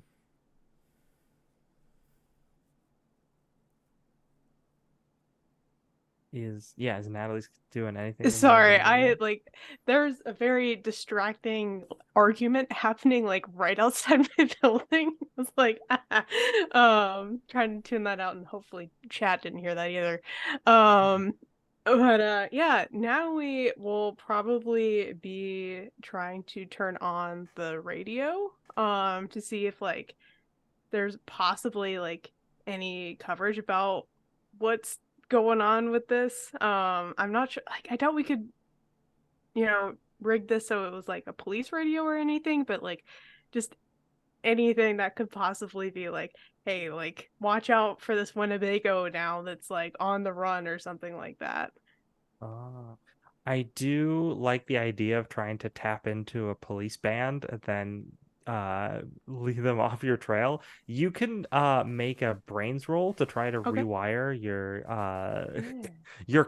your cellular The car phone. yeah. To do that. Because that Okay. feels like something that a Ghostbuster would know how to do. That sounds great. Let's see. Because Maurice assisted with driving, we have a roll for that, but you could roll 2 more d6 and add them to your existing roll because of the map assist. That extra 2d6. Okay, let me find that. Let's see how good we can D6. skate past these cops. Add 3. So Add that's 3. a 21. All right. Nice. I rolled an 11. 11. Ooh. You don't. You feel like you're on your way there. You're just like, I haven't quite gotten it. So you could try and spend another round doing it. You might be able to get it to work. Okay. Because it wasn't that low a roll, but you don't have it working yet. Mhm. Okay, so with a total of 21 for driving, you are able to lose one of the 2 pursuers. I like this idea that you mount the curb, get around traffic at an intersection, and then the cop cars try and do that too with their sirens blasting, right? And one of them does it, but there's just, a guy with a hot dog cart just wheeling down the sidewalk, and he just wheels down at just the wrong moment and then jumps back as the second cop car collides with it, sending hot dogs flying everywhere. No. And the cop car spinning out covered in hot dog water. Gets all over the windshield. They can't see. They they swirl out and like hit a fire hydrant or something. They're at a commission. The other one is still following you. Round 2. I need another driving roll and what people are doing to assist. So if Natalie, you're continuing to do your rewiring, you could do that. Yeah. Oh, I was gonna say, Maurice, are you helping with map stuff? Yes. I don't know Okay. how, though. How would you like me to assist? Oh, I was just giving some extra dice Oh, okay. to Mallory for that. Oh, that's a good roll with the phone. Um so yeah, thank you. Extra 6, which gets you above 20, which is what you needed. Yep. You're able to lose this cop. Uh I was gonna say you go down an alley, but I'm like, that's definitely not gonna happen with Winnebago. It's not possible. It gets stuck Sure. between the buildings. Yeah. And then we can't get Um, out because we're Well, I stuck was gonna say inside. maybe it's like you see an alley that you think you could fit in, and when you round a corner so that they're not in your line of sight, you just suddenly like pull into reverse and then just back into the alley and then turn your lights off, and then the Yep. cop car just zips by. Um, Man, I wish I could drive like this. Right? I Especially in a Winnebago. yeah. know. Mallory is so much cooler than I am. Oh gosh, I've got to figure out what to do with that ghost die. I mean, I think I know what to do with it, but you're not gonna like it. Oh Is no. yeah, so you turn the lights off, you pull into the alley, the cop car zips by. Natalie has tapped into the wavelength for the cop stuff, and you're getting cop chatter. Mhm. You're hearing stuff about how they're putting out an APB, is that what it's called, on this Winnebago? Mhm. Um, they're Oof. like, yeah, they got orders to detain these people as quickly as possible. Uh,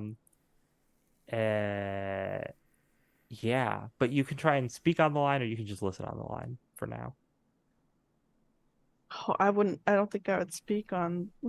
Well, actually, what could go wrong actually with that? What are the potential Well, risks? I was gonna say Natalie has wired that up, so I was giving the Yeah. option I mean, like, to we're stopped, so like everyone else kind of hear what's happening too. yeah. So like, feel free to weigh in.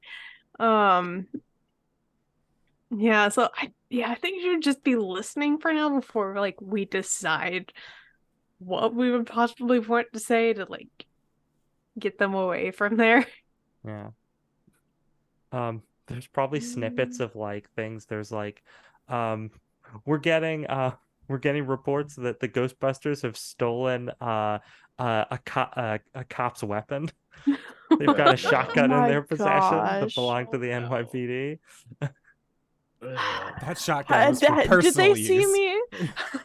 Not Did they see me stolen, use it somewhere? borrowed.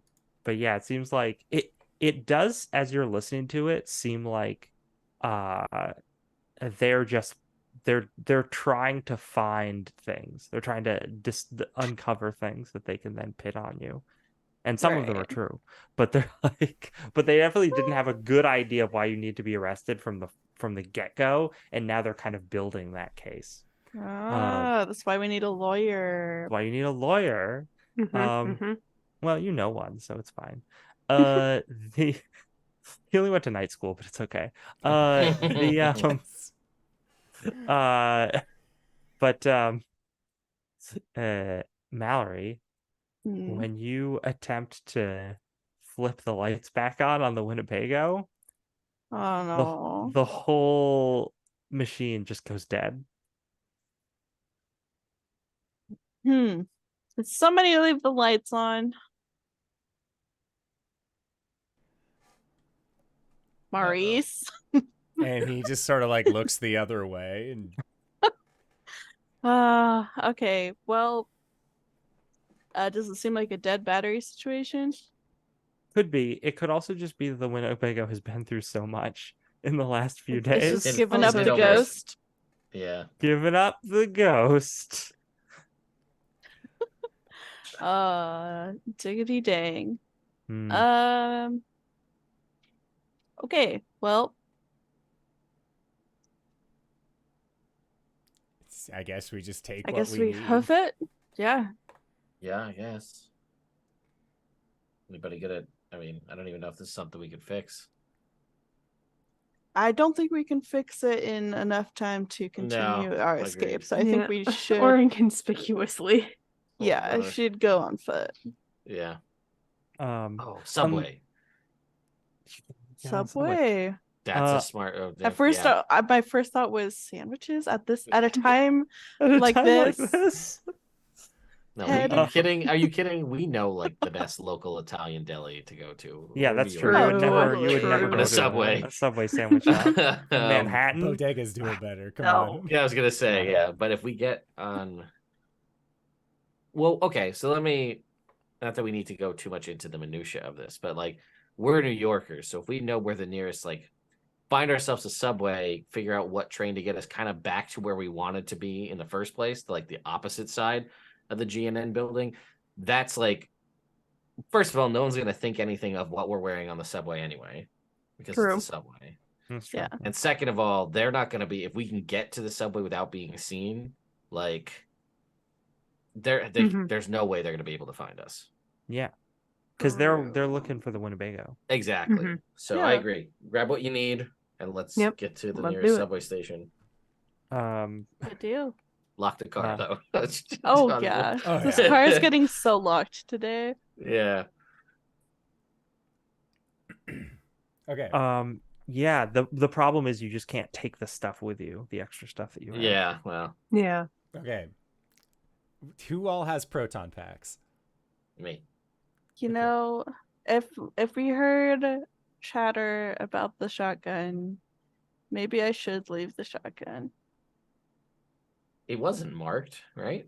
Like, was it marked? Does it clearly, like, Property of Detective Dale Crenshaw. I was gonna say it probably doesn't have a big sticker on it. This says property of the NYPD, but it probably has like a serial number that is associated with the NYPD. yeah, all right, fair enough. Right. So if they were like, "Oh, you have a shotgun? Let me just look at the serial number on that and see if it's our missing one."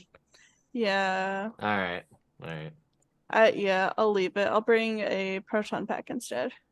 Put it, like, under the seat or something. Yeah, exactly. Let's see.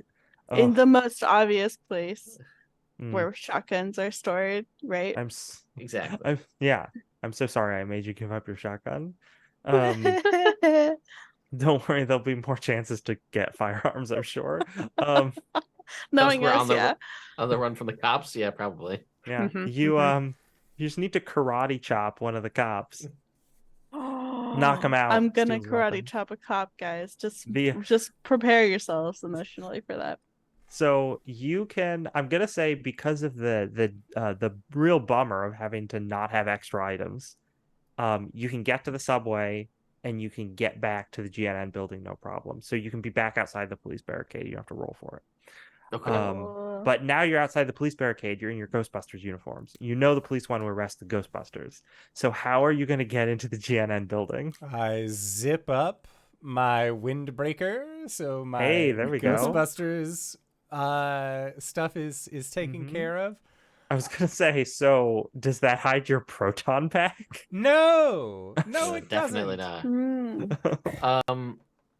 All right. I'm not I'm gonna go gonna- with like cliche sewer nonsense because that's just not a real thing that happens. But we know so the whole building is barricaded, correct? All the way around. Yes, there is a police presence around the perimeter of the building. So we do have the potential. Not saying that there is like a weak link that we can try to like figure out, but like if there's like, okay, this is very clearly near like maybe a back door or something where we can be like, okay, that's the spot we want to try to get to, and like. I'm not saying that we want to try to rush the police and just like overpower them to get inside, but like maybe there's one spot that will afford us a better opportunity to try to get in.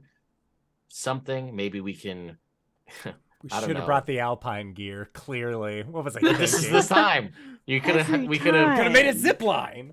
We could have Oh my climbed to God. another building, and then zip lined over to the Now- rooftop here. It's That's so so true. reasonable. Now, Ted, there is something I have to admit to you. I What do is have a that? parachute with me. So we Okay. could parachute into the GNN building. We can pet one person. One One person person. can. One person could take a zip line. But problem is, there's the helicopter, and there's no Oh, yeah, getting that's right. around that. Right. Oh, the helicopter, if you look, is not a police helicopter. That is a news chopper. helicopter. Which is even worse. Ah. Yeah. Really Yeah. Like, bad hey, for look. business. If it was just Um, the cops, they could be like, "Oh, there's the Ghostbusters." But if it's the media, then it's "There's the Ghostbusters," and that's both better and worse for us right Alright. now. Mhm. All right. What's the situation of buildings nearby? Let's ask that. I mean, there's skyscrapers nearby. Yeah, sure. You're in the heart of Manhattan. Yeah, I know. I'm just like, I know in my heart of hearts that it's unreasonable to try to like go up another building's fire escape and like let's just like leap over like it's a video Mhm. game. No, Leap, they're leap. not that close together. I know, right? I know that's But- not a thing, but the zipline thing would have been great. I have The another idea. parachute thing could theoretically work. Does anyone else have a walkie? Yes, I brought the other walkie. Okay. This I will didn't require pick one of a- us to lose a walkie. I didn't pick 2 more items yet, so I just have proton pack for now. So what we need is for one of us to take our jumpsuits onto like a stick or something, and then we put the walkie in it, and then radio through from the other walkie being like, "All right, Ghostbusters," and like make a big deal of us being the Ghostbusters I'm a slightly Ghostbuster. away from where the cops are. So when they go and rush to investigate that, we slip by. okay. Well, Do if you, we're al- gonna don't go, you also have the bullhorn? No, I didn't bring the bullhorn with me. Oh, okay.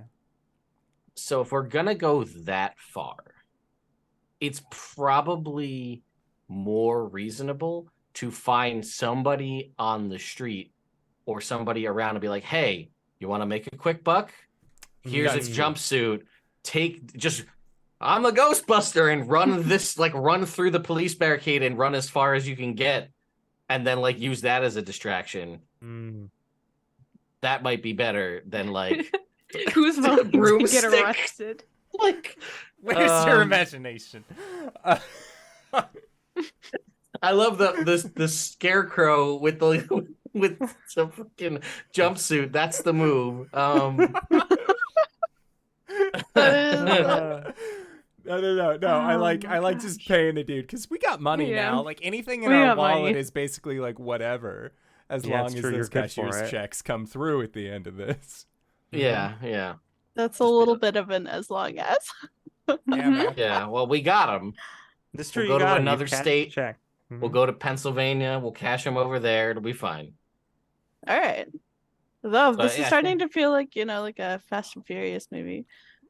Kind of More so than I had thought with the running with the driving away from the cops and like. Yeah.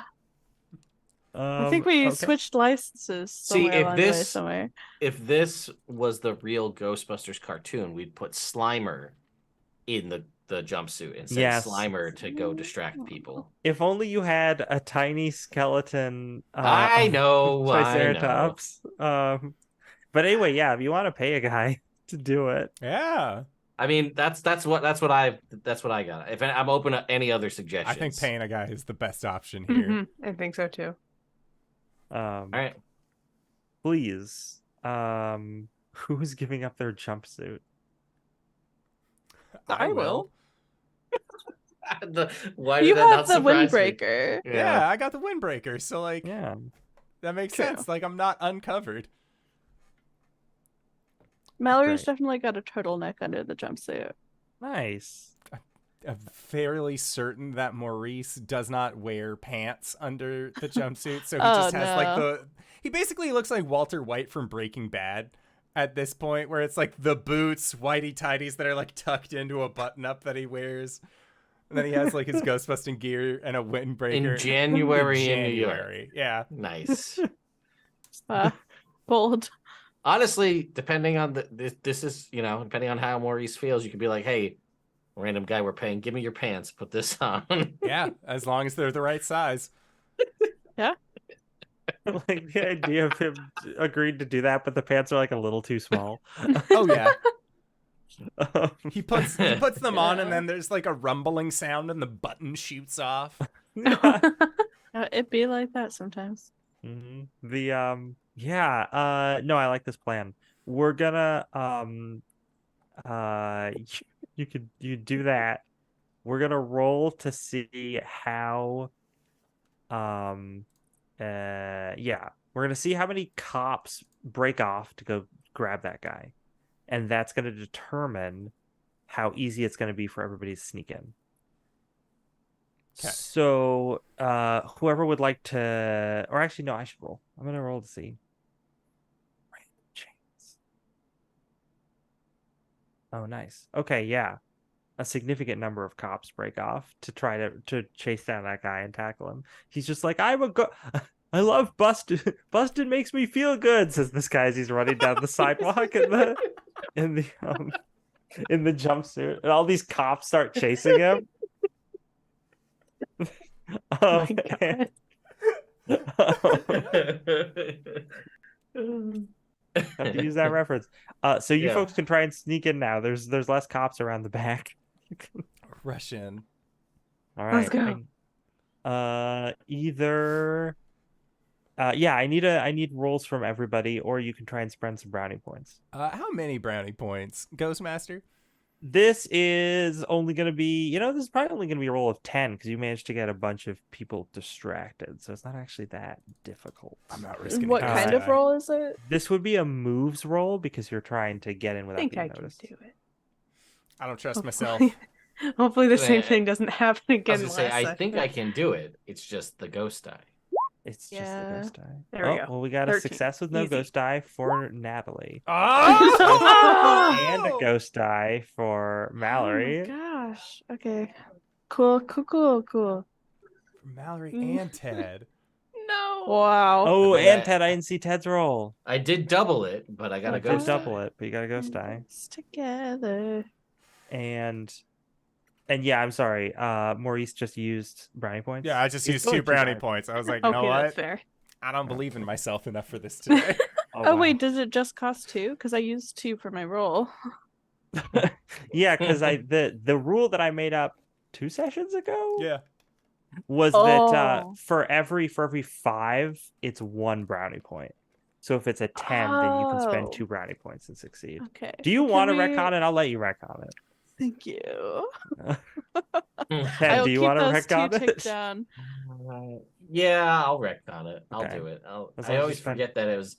Yeah, sometimes we're just like, oh, it's just 3 randomly. I forgot that was a rule too. We got so many in the chat. I might as well Yeah. go for the guarantee sneak. That's good Sneaking because I don't want to have time. all these cops following you into the building. It's just gonna get confusing. It's a good reason. Yeah. So as you're sneaking into the GNN headquarters, you see in the background some guy being like, trying to he's doing the dance from the Ghostbusters music video. And like 5 cops just tackle him. Bustin makes him feel good, Yeah. but not anymore. And you enter into the unlit GNN headquarters. Everything is completely pitch black.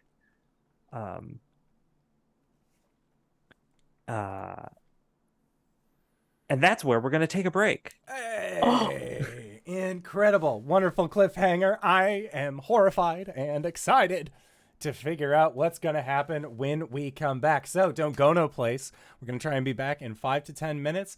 So again, unless it's to grab a food, grab a drink, grab a friend, don't go anywhere and enjoy a word from our sponsors. And we'll see all of you shortly. All right, everybody. Bye-bye.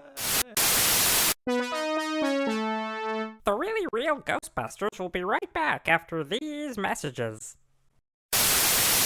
We now return to the Really Real Ghostbusters. 3, 2, 1.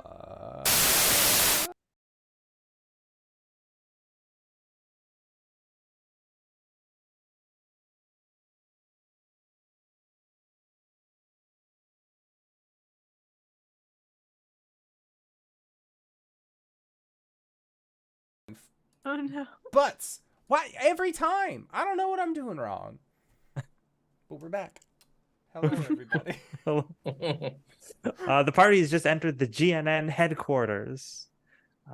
It's cordoned off by the police. They had lost contact with anyone inside. No one knows what's going on in there. The party goes in.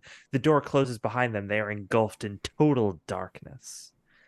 And then suddenly, a spotlight turns on right above all four of our people. You realize you're standing in front of like lecterns that have like lights on them and big buttons, and more lights start to snap on, and you hear, well, welcome, boys and ghouls, to Limbo's favorite game show, Your Money or Your Life. We are live in studio with our audience from all over the afterlife here, and they are just itching to say hello to all of you viewers at home. And as stuff is turning on, you see a game show set, except everything's like distorted and weird, like Tim Burton-y, right? Think the first Pee-wee movie. And you see there's a big wheel on the wall, and there's a big thing that says Your Money or Your Life. And there is a lectern on the opposite side of the stage. A light turns on that, and you see the person who's been talking, which is a tall skeleton in a very nice suit. And when I say tall, I mean they're like 9 feet tall. They're quite large. And they have eyeballs, and they have slicked back black hair, but otherwise skeleton. And then more lights turn on, and you see the in-studio audience, who is entirely made up of ghosts. And they're like all in the seats, and they're doing their little ghost cackles as they're watching, and they're like having a great time. There's also cameras that are around that are also manned by ghosts that are getting shots of everything. And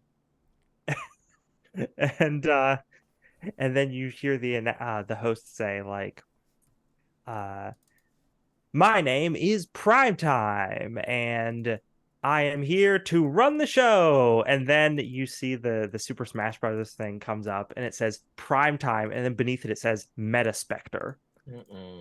Nice. Meta Spectre. Meta Spectre. I feel like this is some quality camcord time. And then they stop. They say, but before we can get into any of that, big thanks to our sponsor for the evening, the bane and boon of my existence, Omnicorp. And then they turn to a different camera and they say, Omnicorp, we've got the future under control. And then they turn back to you folks, and they say, we've got our 4 new mortal contestants tonight. Let's hope they fare a little better than our last guests did. And they gesture, and a light comes on a TV wall. And there are a number of TVs, and some of them, most of them are just static, but 4 of them have what seem to be recordings or live feeds of people, and the people are like hitting on the glass of the TV like they can't get out of the television. And they say, now let's introduce our new contestants here for everybody tonight. And they just sort of like suddenly drift over to all of you, and they're like, why don't we start with you? And they point to Ted. Oh boy. Just make sure I fully understand the room. Like, we don't see anything outside of this particular game show set that we're on. Do we see like another door out of this room? It's almost like everything else is a black void. So you can see the game show set and the audience seating, and like nothing outside of that seems to exist. Gotcha. All right. And I say, well, yeah, hi, I'm everyone. And I'll gesture at the cameras / studio audience, I guess. I'd be like, I'm Ted. It's like, they reach into their pocket. Primetime Mm. reaches into his pocket and pulls out a cue card, and it's There it like, is. we've said, I've been told, Ted, that you enjoy running and are currently in your dream job. All of those are true things. That's great. Great luck tonight, champ. Then they go to the next person and they're like, how about you? And they point at Mallory. I'm Mallory, no longer with a shotgun. The Primetime looks at the cue card and it's like, oh, really sorry to hear you no longer have a firearm, because I've got it down here that you love firearms and gunplay almost as much as you love high-speed pursuit. Oh, I'm so curious where you're getting these data points from. Do we have a fan club? And Primetime just sort of leans forward, and they're like towering over you, right? Because they're like quite tall. And they say their voice this entire time has been like this fun game show host voice, and when they lean over, their voice gets like really deep and scary, and they're like, I know all about the Ghostbusters. And then they lean back and their voice becomes a little less menacing, and they're like, and what about our next one? How about you? And they point over to Maurice. And Maurice just stands there. They're not like near a microphone or anything, right? Would Like there there's be not like a mics? microphone like pointing There into their probably mouth. be little gooseneck mics on the lecterns for your little. This is like the Price is Right set. Yeah. Yeah, yeah. Maurice gets far too close and just, hello, I'm Maurice Williams. There's like feedback. Yeah. His mustache is like fucking with the with the mic itself. It just, Steve Ditka, if you're watching this, go Bears.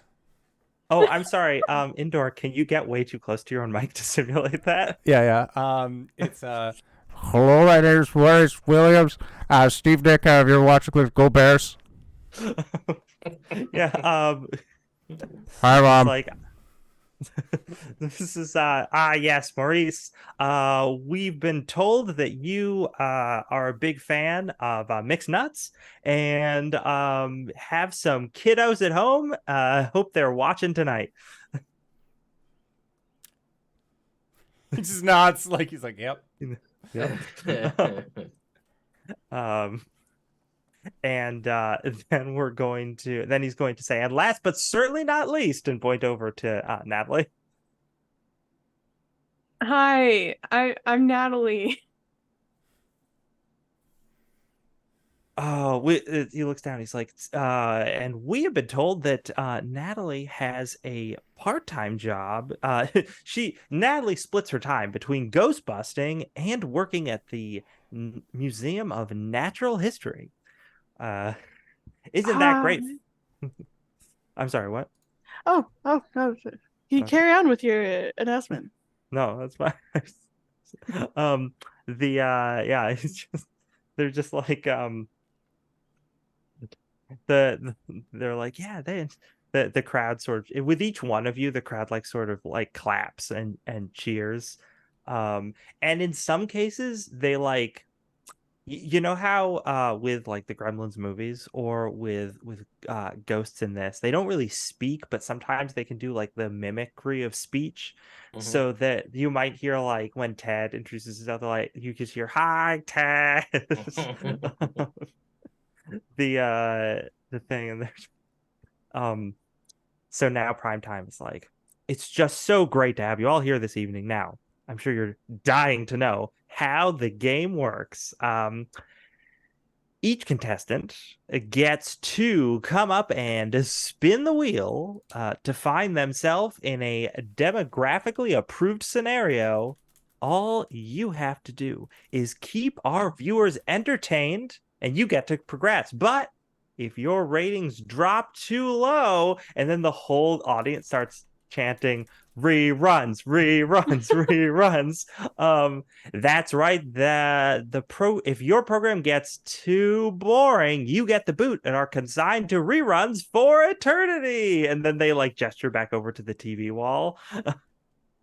Looking at the TV wall, is one of like, do they all show the same like green room effectively, or are there, say, one with 8 transmitters, one of them looking broken, being displayed? No, it unfortunately all shows the same green room. Okay, that's fine. Nice thought though. So who would like to spin the wheel first for your money or your life? I volunteer as tribute. Sure. You want to hit your buzzer thing on your left? Sure. Yeah. He's like, excellent. First victim, Mallory, step on up and spin the wheel. I'm like, will do. Help, guys. Just spin the wheel and hope that my companions are figuring out what to do. You walk up to the wheel. It looks actually not particularly menacing. It has a bunch of different TV show titles on it. Okay. Go ahead and give me a roll. Let's see. I mean, a 1d6, I suppose, makes the most sense. 1d6. 6. Oh, 6. Oh, this is a good one. So you spin it and it ticks and ticks and ticks and ticks, and then it stops at the program called the Julie Ferris Workout. And you just see prime time just go like, the Julie Ferris Workout. Looks like Mallory is going to be working up a sweat to the oldies. And then suddenly, Mallory, you disappear. Okay. And that's what everybody else sees. Mallory, you appear in a room. There's a lot of big shapes all over the place. There's a lot of pastel colors. And there is a like one of it's like one of those like a Slimer type ghost thing, but it's got like big curly hair and a leotard on, and it's just excellent. like going like this, and it's just like you hear 1, 2, 3, 4 and you hear music start playing. All right, I will put my whole heart into it. Do you start? What do you start doing? Oh, I also will point out, there is a meter off to the side, and it's like an audience, like a plazometer type thing. And right now it's set at about 50%. Music starts, some great, really high energy stuff. This little dude seems to be doing this. It's like he's doing a running in place motion, but he doesn't have legs. All or right. I should say she. Yeah, sure. I will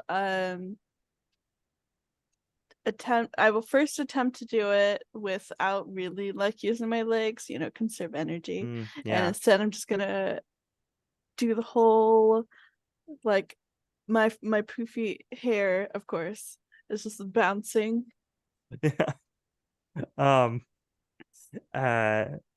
And you just hear 1, 2, 3, 4. Get ready for high jumps.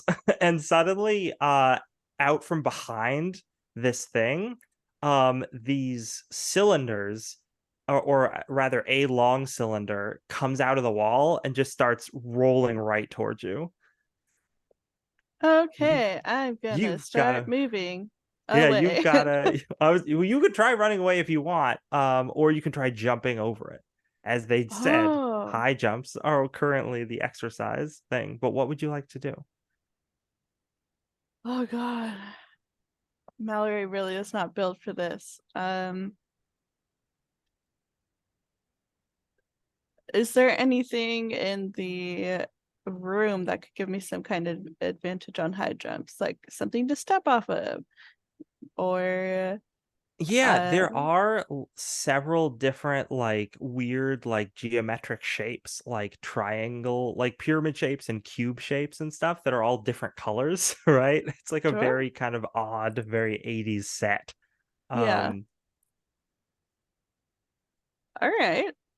so you could try and jump up on one of those if you wanted. Yeah. Let's do that. I'm like, you wanna high jump? I'll jump high. Cool. You can I need a moves roll for you to get onto this thing in This is like time. my actual nightmare. So, okay, moves. Where am I? Let's see. What is the DC, or how many branding points will this cost me? Oh, this will probably be because you're using the train, I'll just make it a 10. A 10? Okay. Yeah. I'll use 1 bounty point.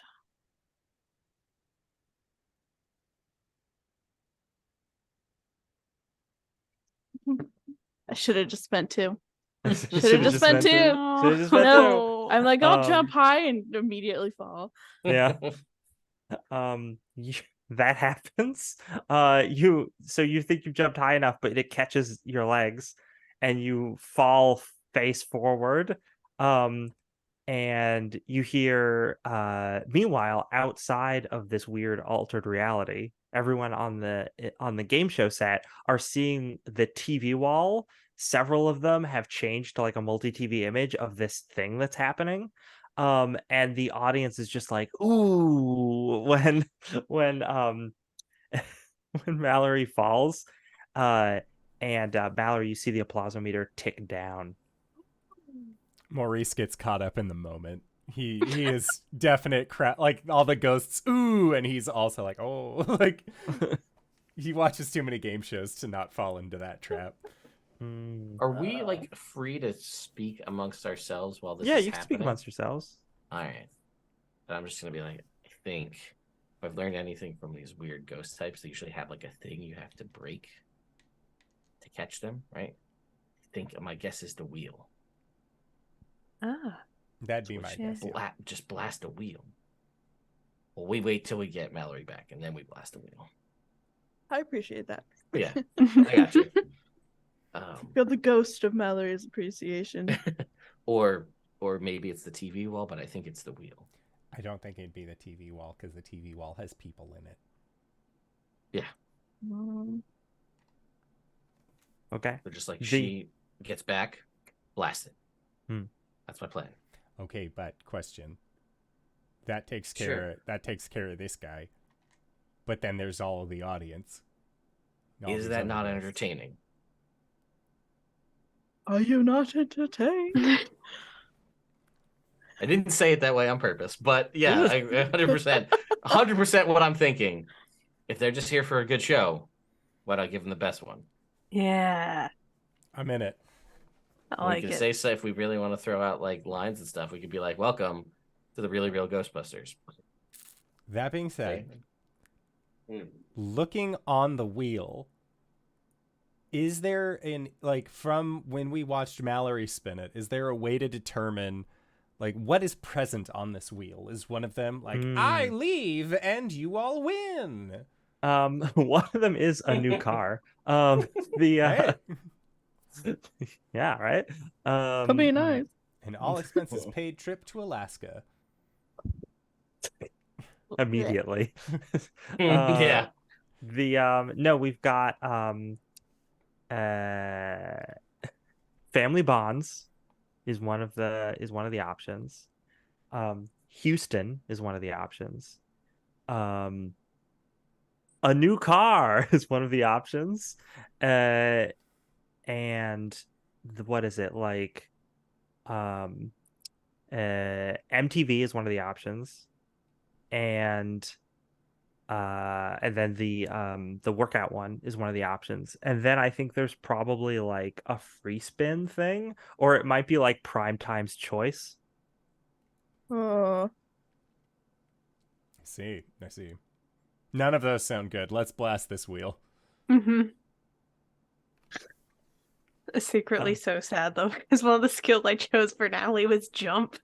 Oh It no! was I so know. It's so perfect. The capriciousness of the wheel. The meanwhile, back in the workout TV show, the little Slimer lady ghost is like, now it's time for some jumping jacks. Jumping. I want one of the things you notice, so you notice as the the floor starts like shifting around and a bunch of holes open up in it and spikes start coming out, but Good lord. it's like they come out and then they retract back in, and then they come out and then they retract back in. So you need to be able to jump in time with when they're in the floor and not out of the floor. But you notice something else in your peripheral vision. You notice, you hear it too, static, like signal static, and a sparking sound. And there is a section of the wall off to your far left that looks like there's like a tear in it and there's just TV static. All right. Can I try to jumping jack my way towards it? You definitely can. It's going to be tougher to jumping jack your way towards it than just jumping jack your way normally. So this would probably be, instead of let's see, you're not using terrain. So normal rolls of 15. If you're trying to get somewhere as well, it'd be a 20. Okay. What if I don't jumping jack and I just try to run for it? That's interesting. I don't like the way you said that. Yeah, because if you're not doing the thing the audience wants you to do, there's other consequences. Right. So yeah, that would be an easier roll, I think, but something else might happen. Okay.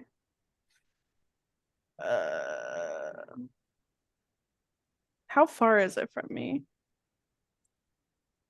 It's a little ways to it's kind of like at the edge of the set, so I don't know, it's probably like a good 30 or 40 feet.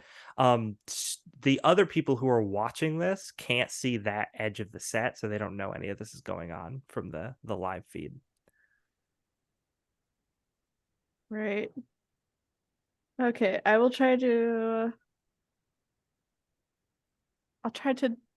jump. Jump towards it, jumping jack towards it. And it was 20, so that would cost 4 brownie points. I will spend 4 brownie points. Would you like to spend any extra brownie points for extra stunts to make the audience like you more? Yeah,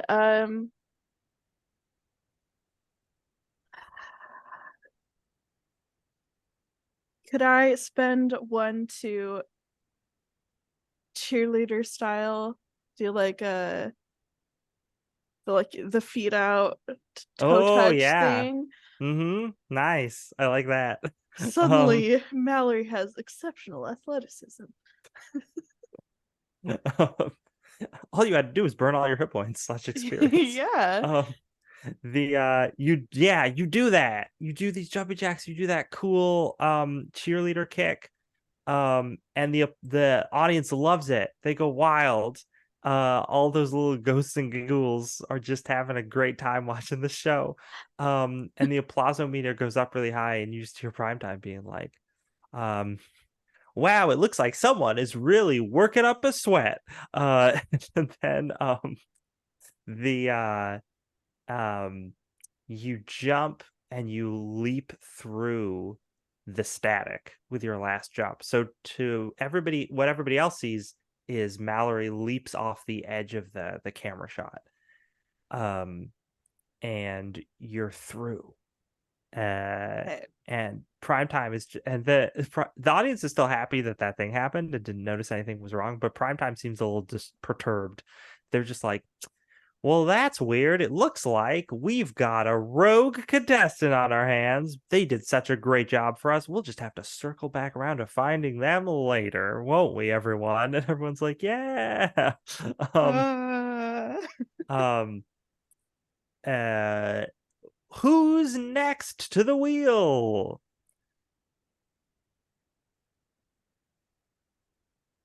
Maurice will like straighten out his windbreaker a little bit, and mentally he's thinking, "Now's my time to shine." He's waited for game show day because like we can't blast it because Mallory's still in there. Well,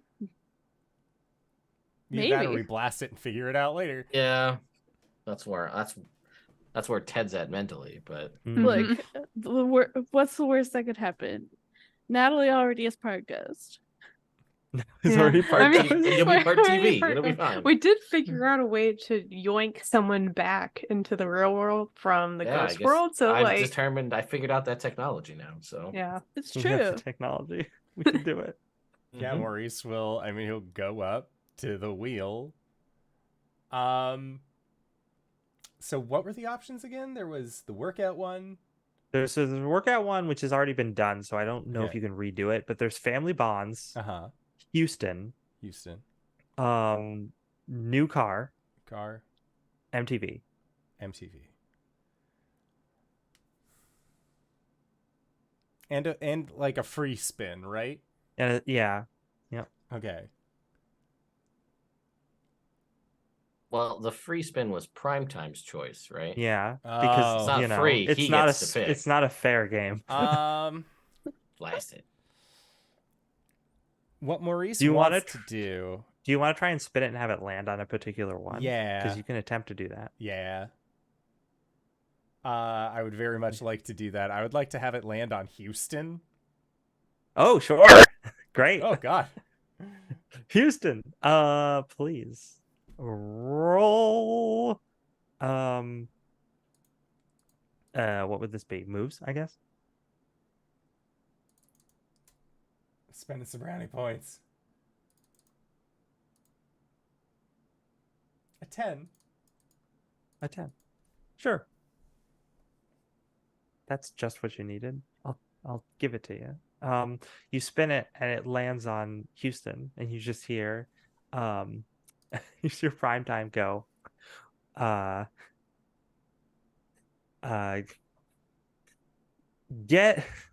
get comfortable on the couch because it's time for a soap opera. And then Maurice disappears. Like Um, Dallas. Yeah, that's the joke. Mhm. What was the number one show in 1986? Dallas. Season 9 of Dallas, still that popular, even that far into its run. Maurice, you are walking into a stately Texas mansion. There's an old lady comes downstairs. She's quite distraught. She's like, "Oh, Maurice, it's so good that you're here." She grabs you. She said, "Bobby is dead." I came as quickly as I could. I heard the news. And then this other guy pushes past. He says, "Where were you, Maurice? You're never around when the family needs you." God, Wearing a trauma cowboy- time. This is soap opera. And the Maurice mother's like- turns and points to him and says, Yeah. I've been managing your business while you've been out drinking all day, leaving us high and dry. Excellent. That's perfect. I need you to make me a cool roll. Okay. Oh! 5d6. I got How? a 9.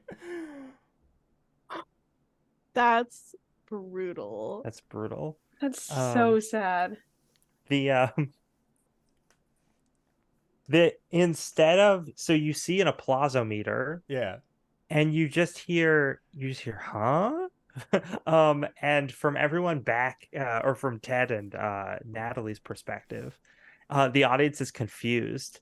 And one of them is, you just hear one of them whisper like, or no, maybe Primetime. Nah, one of the ghosts would whisper like, I I didn't think Maurice, or no, like, I didn't think RJ had the drinking problem. I thought that was his wife. The,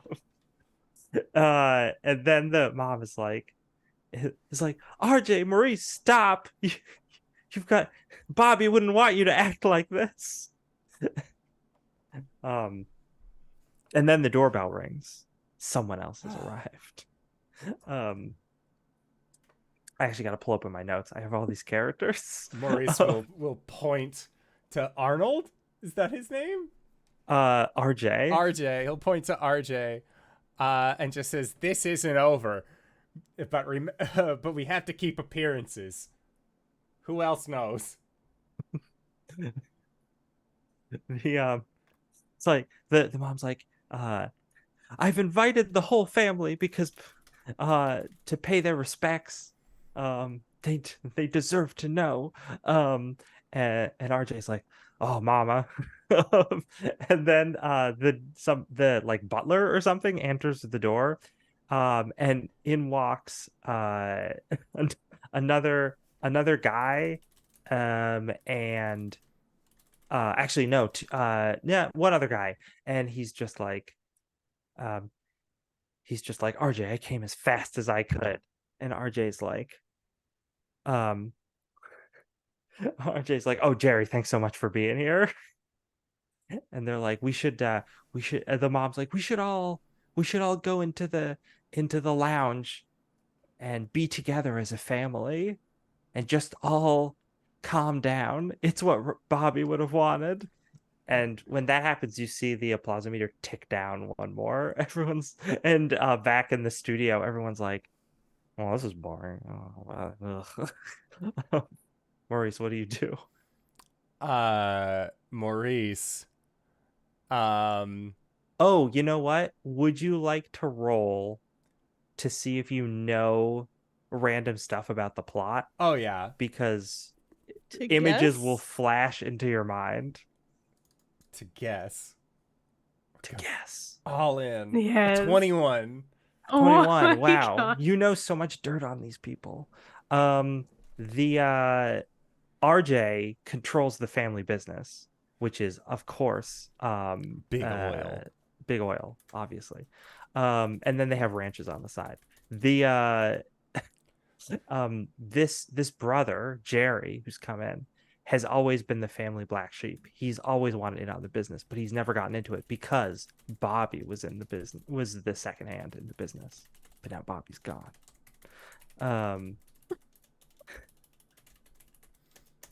Okay. I'm writing all of this down. Very good. Looking down, Bobby has recently died. Do we know how Bobby died? Is that part of the information? No one knows. No one knows. Ooh. But does Jerry possibly have like mud on their boots or something? Whoa. So it's less about whether he does or not, and more about whether you can accuse him convincingly. So if you'd like to accuse him, you could make a cool roll or just spend some brownie points. I would like to. I'm just gonna spend brownie points. How many are we looking at Okay. here? We're looking at 3. Okay. 3 brownie points. Done. Done. You spend those brownie points. And you see that there's mud on Jerry's boots. And you realize it was raining the night before. What do you say when you accuse? I say, Jerry. God. You say that you came as fast as you could. Well, I know that the flights to this neck of the woods of Houston don't come all that often from your big city job. You must have already had to have been in town, isn't that right, Jerry? And then everyone gasps. The studio audience gasps. The applausometer ticks up. And you hear whispering in the studio being like, Jerry lives and works in California. There's no way she could have been there that fast. Everybody knows that. Yeah, Jerry, my wife, see, she loves gardening. I constantly have to be cleaning the dirt off her boots. And one more thing, Jerry.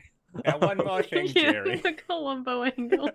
He takes the decanter of fine brandy that they always have. Yeah. Turns. But Jerry's like, Maurice, how dare you accuse me? This is ridiculous. I would never do anything to hurt Bobby. Ridiculous? Jerry, if you want to know what's ridiculous, look at all that dirt on those fine shoes of yours. And You were RJ in looks such to a him. rush coming from the side of Bobby's murder that you didn't even have time to keep yourself composed. RJ's like, it's like, Jerry, how could you? And the mom just goes like, oh, and faints. Maurice will catch her. There you go. Make another cool roll, or you can spend brownie points again. This would only be a 10. Okay, yeah, I'll spend 2. This is great. Great. The applausometer ticks back up, and there you just hear the studio audience being like, oh my gosh, I can't. What a season premiere! And then another person is like, I wonder if Jerry's contract is up and they need to get him off the show. And the other guy's like, yeah, probably the Bobby actor too. And then me roll for a thing. Okay. And then the applausometer goes to max, and everyone's like, yeah. And Maurice disappears off of the set of Houston and reappears back in his place with the rest of the contestants. He's still holding his hand like he had scotch in it. Yeah. He looks down and sort of like just flexes his hand a little bit. And then just goes back to looking kind of dour. Like no additional energy or anything. Only for the screen. Only for the scene. Yeah, only for the scene. Primetime is like, wow, we're having a great show tonight. Who'd like to go next? I'll go. You go up there. Break a Go leg. Yeah. Please don't say that. You go to spin the wheel, and suddenly Primetime looks at you with a strangely, like in a way that like he wasn't looking at people before, and you get that feeling in your head. And then Primetime turns back to the audience and says, well, as much as we'd love to see Natalie's roll on the wheel, I think it's time for a commercial break. Don't touch that dial. And then Natalie and Primetime both disappear. Yike. Now it's just me and Maurice and the studio audience. And the studio audience, but I'm going to play out and you see on the TVs like commercials start playing, for all these different, like the commercials we played during our breaks. There's Benson's Motor there's a Oil. That's a nice coincidence. one. Do you want to learn about being a woman in the workforce today? So, Natalie, you appear in a comfortable chair in a interview-like set. Primetime appears sitting opposite you. Primetime is dressed completely differently. They are now wearing a Thriller leather jacket. And they say, yeah, it's a good look, They say in a British accent, they're just like, Nina, it's so glad that that you could have me here for this interview today to talk about the work that we're doing. I'm just so honored to be here. We're really trying to do a lot of good work for the undead, and that's really the whole cornerstone of this is somewhere in my notes. Hold on. For the We Are the Underworld project. You also notice that you no longer are dressed as a Ghostbuster, but you're like dressed as like an MTV anchor. And you no longer have, and instead of a proton wand, you're holding a microphone. What would you like to say? I mean, like, so what exactly was asked, or like, am I supposed to ask them questions? Is that like what? It seems like he's saying he's so happy to be here in his like British accent to talk about their new their new music initiative. Yeah. But you are still the interviewer, so you can ask whatever you Okay, want. great. So tell us more about the beginnings of this project. When did this all start? And he's just like, oh well, um really it started it was really a passion project for me for a long time. I mean, I think back a couple thousand years ago, back when I used to be in the mortal realm. I went by a lot of different names, Loki being one of the most popular, but the got banished and just really learned about what the dead have to go through on the other side. And I just thought, I got to do something for them. So when these portals started opening up, I just took it as my chance. We had to get in there, um, and really make a difference. So we started that up. The problem was, we didn't I didn't assume that I was going to get trapped like this. It was really a big stunner for me and for a lot of the people working in the project. Wow, that certainly seems like a very hard thing to go through. And it must have been very hard convincing not only the rest of the undead world, but also the mortals on the other side who don't see any of this. How did you get more people to be on your side? Well, that's going to be the beauty of the broadcast, Nina. We're just looking to once we have all of our technology up and running at 100%. Apparently there were some faulty parts. I was getting reports that a repairman switched out a capacitor by mistake, took one with him. So we don't have our full transmission, but once we do, we can get into the television sets of every man, woman, and child on the face of the earth. And then we can really spread that message of inclusion, including the dead in the world of the living, because it's really not fair to them that they have to exist beyond the veil. I see. This is yeah, definitely a passion project of yours, it sounds like. Oh, for sure. Me and the Omnicorp corporation who we've partnered with, I mean, they're really the ones footing the bill for this whole thing. I think we talked earlier in an interview, a pre-interview. Maybe it wasn't taped. I don't recall, but I had talked to you about how, like, really the people who at the heart of this are the Omnicorp board of directors. I mean, they're really the ones making it happen. Yeah, I mean, it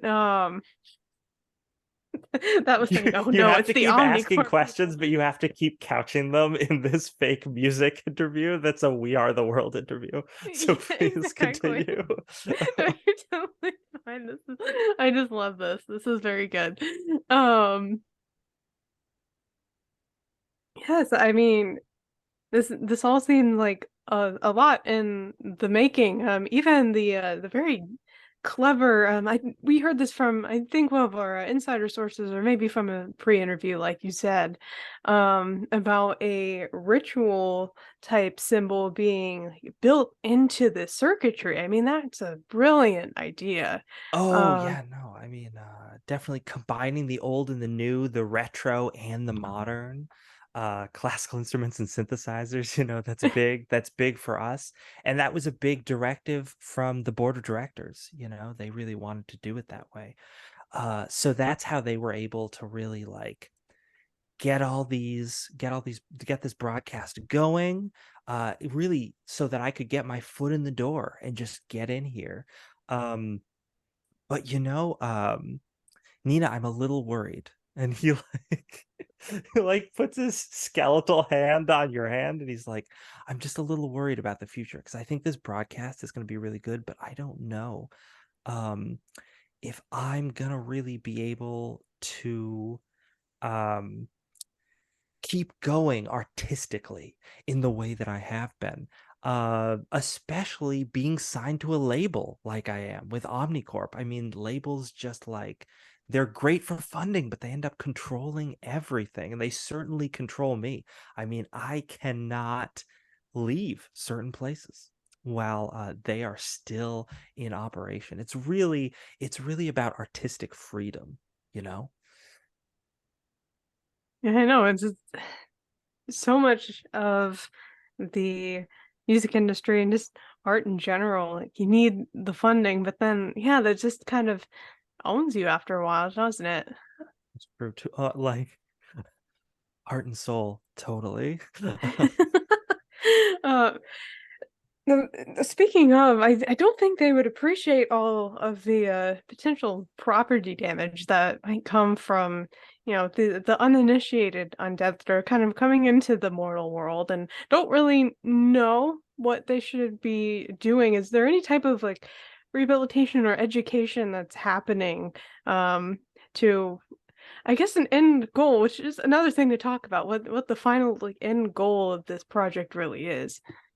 Well, I think that's really interesting because I think I've definitely got my own artistic vision, right? It's just the spirit realm and the mortal realm just, coexisting as one. I think that's just going to be a great thing for everybody.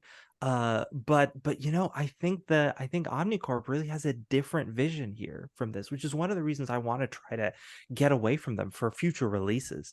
It just seems like they don't really care about the impact on people. It just seems like they've got this own thing that they're doing with the spirit world, that there's this just like their own agenda, right? Just like making money, the big wigs trying to profit, not really caring about the expression of the artists. Yeah, because I mean that doesn't really surprise me. Uh, You they're hear a voice from offset being like, hey, we got to cut back soon, so final questions.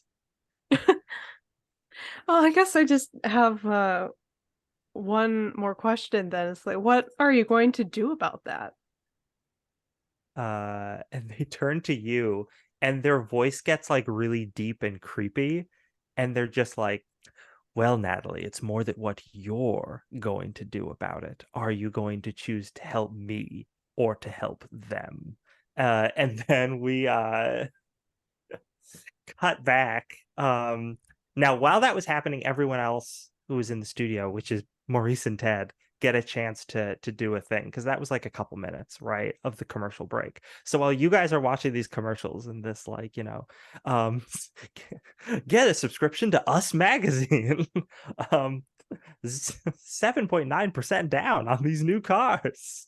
What are you two doing? So, I mean, not much because we don't know where Natalie went. Sure. But I've seen Maurice I saw Mallory disappeared and didn't come back. Mm-hmm. We're gonna Maurice get to Mallory in a disappeared second. Yeah. and did come back. Mm-hmm. So I'm waiting to see if Natalie comes back, Okay. just to see is well, I mean, we know Mallory went rogue according to Primetime. Yes. So my thoughts are, I still want to blast the wheel. That's Dude, my I still my goal. I want to blast the wheel so bad. So while he's gone, I'm gonna I'm gonna pull off Proton Wand off the pack, and there's like the little like belt loop clip, and I'm gonna like hang it on that so it's down, like, so I'm not like very clearly going for that motion. And then I want to go up like I'm going to spin the wheel, so I'll be as close to the wheel as possible, and then I want to blast it. Very cool. And I will iterate that to Maurice. All right. I think the only way that anyone is interacting with you guys is there's a little floaty ghost that has like the powder makeup thing that's just like powdering your faces so you look better on camera. Uh, but Yeah, Maurice. There's a wall of TVs, right? And it shows people like trapped in it. yeah. The begs to question that there would be a remote nearby, or at least one Ooh, remote. yeah. Maurice has already shown that he can channel surf. It's true. He's gonna try and track down Mallory, like if she's just like on a different show or like on like doing something else that we can't see, but might be on one of the TVs. Maurice is gonna go and just like like just try and find. Make me a brains roll. How many brownie points would I need for Oh, this is a 15, so I would need 3. that? Okay. Definitely gonna do that. Yeah, definitely paying brownie points. All right, you do that. You're flipping channels on one of the TVs, and you're going through, and you see one of them. You see the interview that Natalie is doing with with Primetime. There's just a little 60 Minutes logo in the bottom. And then you flip again, and you see what looks like security camera footage. Now we're gonna cut to what happened to Mallory. Mallory, when you jumped through, you landed hard in a very dimly lit, like emergency lighting studio hallway for GNN. You can see the logo branding everywhere. There's just like, it's dead silent. There's nobody around. And like I said, emergency lighting. And yeah, it seems like you're back in the real world. You can kind of instinctually tell. There's nothing surreal about this place at all. It's just like, oh, you're in the actual CNN or GNN headquarters. Okay. Ooh. And where did it spit me out in the Just in like a random hallway, like on one of the floors. Okay. I will want to try to find some signage to figure out exactly where I am, and if I can get to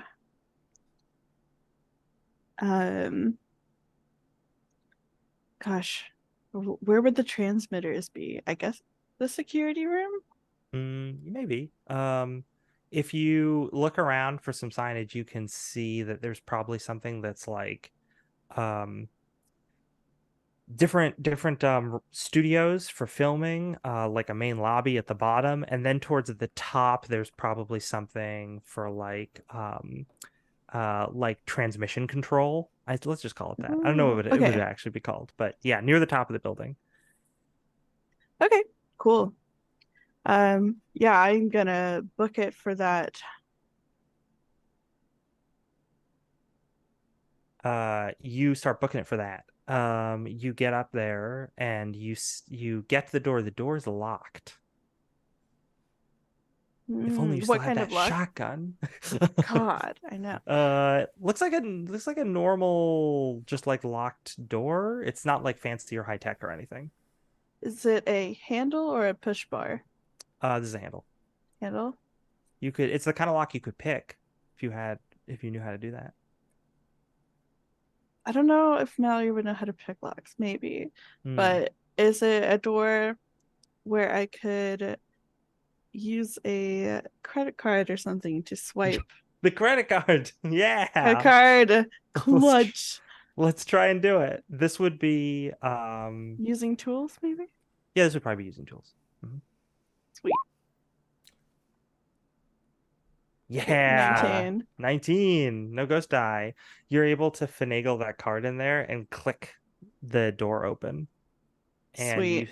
And you see the room that Maurice was in earlier. Maurice, when you're flipping channels, you get a security feed of that room. You recognize the room. Mallory's in it. He'll like point and just like yell to Ted, "That's the room I was in. I got her." Ted, you're walking up to the wheel. She's out. She's on the other side. All right, then. Get ready. What? Like fumble the remote. Change the channel. Did you? The so Mallory, just to recap, or M to recap what's in the room for Mallory. There are the 8 transmitter devices that are all hooked up with all these wires to all this stuff. One of them is sparking. If you go and inspect it, you will notice that it has the power capacitor in it. Looks like it is the wrong power capacitor. The one you guys had at your headquarters looks like the one that's supposed to be in this slot. And this device is not working because someone accidentally put the wrong one in and then might have taken with them the Nakatomi power capacitor and then maybe installed it accidentally on a train. Okay. So I knew I should have brought it with us. Okay. So is there anything you want to do in this room?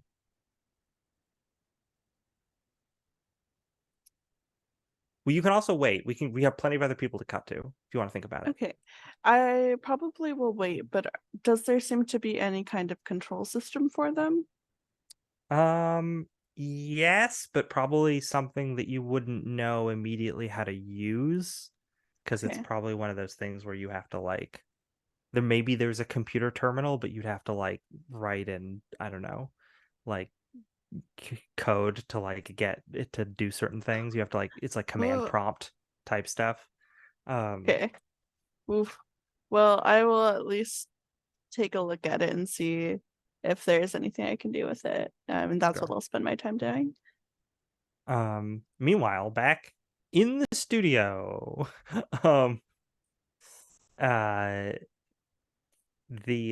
you folks see one of the ghostly cameramen is like, it's like, all right, that was the last one, we're coming back in 10, 9, 8. Are you gonna blast the wheel before the countdown ends or after? No, I'm gonna wait till I hopefully ideally see Natalie back in the room.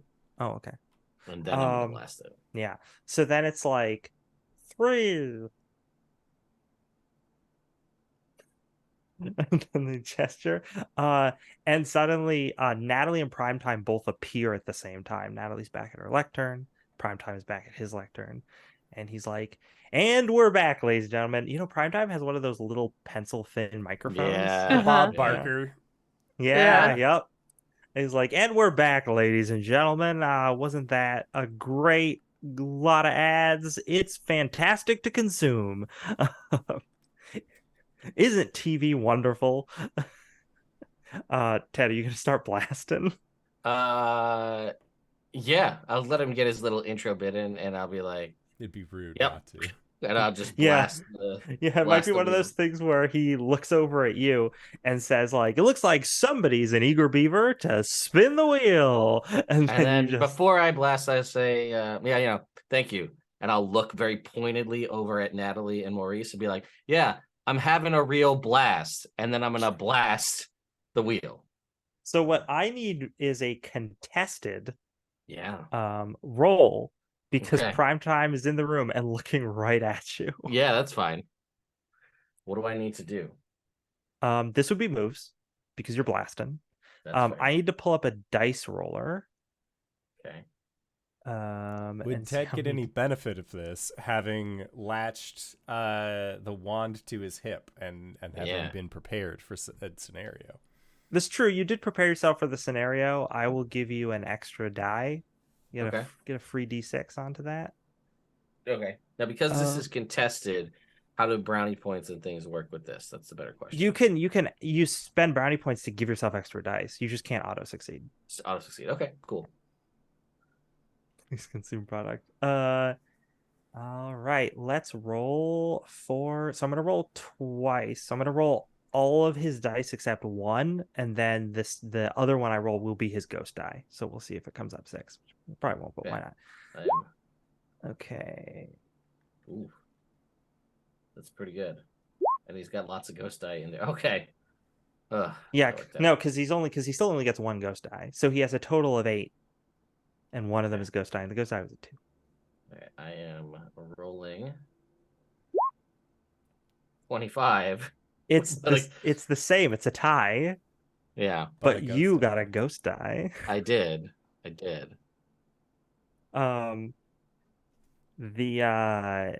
You blast it. Yeah. It hits the wheel, and the wheel breaks apart, exploding. The audience shrieks. The the strands of reality begin to break apart. And Primetime gets somehow even bigger. And now his voice is just scary, and he's just like, "What have you done, Theodore?"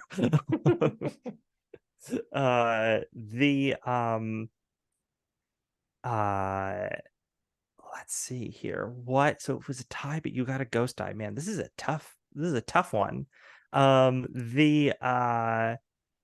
Because I'd assume you'd win a tie, but then you also got the Ghost Die. So I think that You're the Ghostmaster, man. I I don't know know it's how this really. works. I gotta come up with a wild scenario here. Maybe it's like that scene from everyone's favorite film, Labyrinth. Remember we're in the crystal ball and everyone looks, normal, but then the ball shatters and everyone's like gravity reverses and all this crazy stuff Yeah. starts happening. So like the set like blows apart, it shatters, and then gravity starts going wild and like all the ghosts like start floating upward and stuff. And the Primetime is just like Primetime is like, no, I will be released from my prison. And you will know what it is like to be stuck in limbo. And I'm gonna say that you folks are scattered through space. Spit. Space. The Ted, Mm. Natalie, and Maurice are all blown in different directions, scattered through space.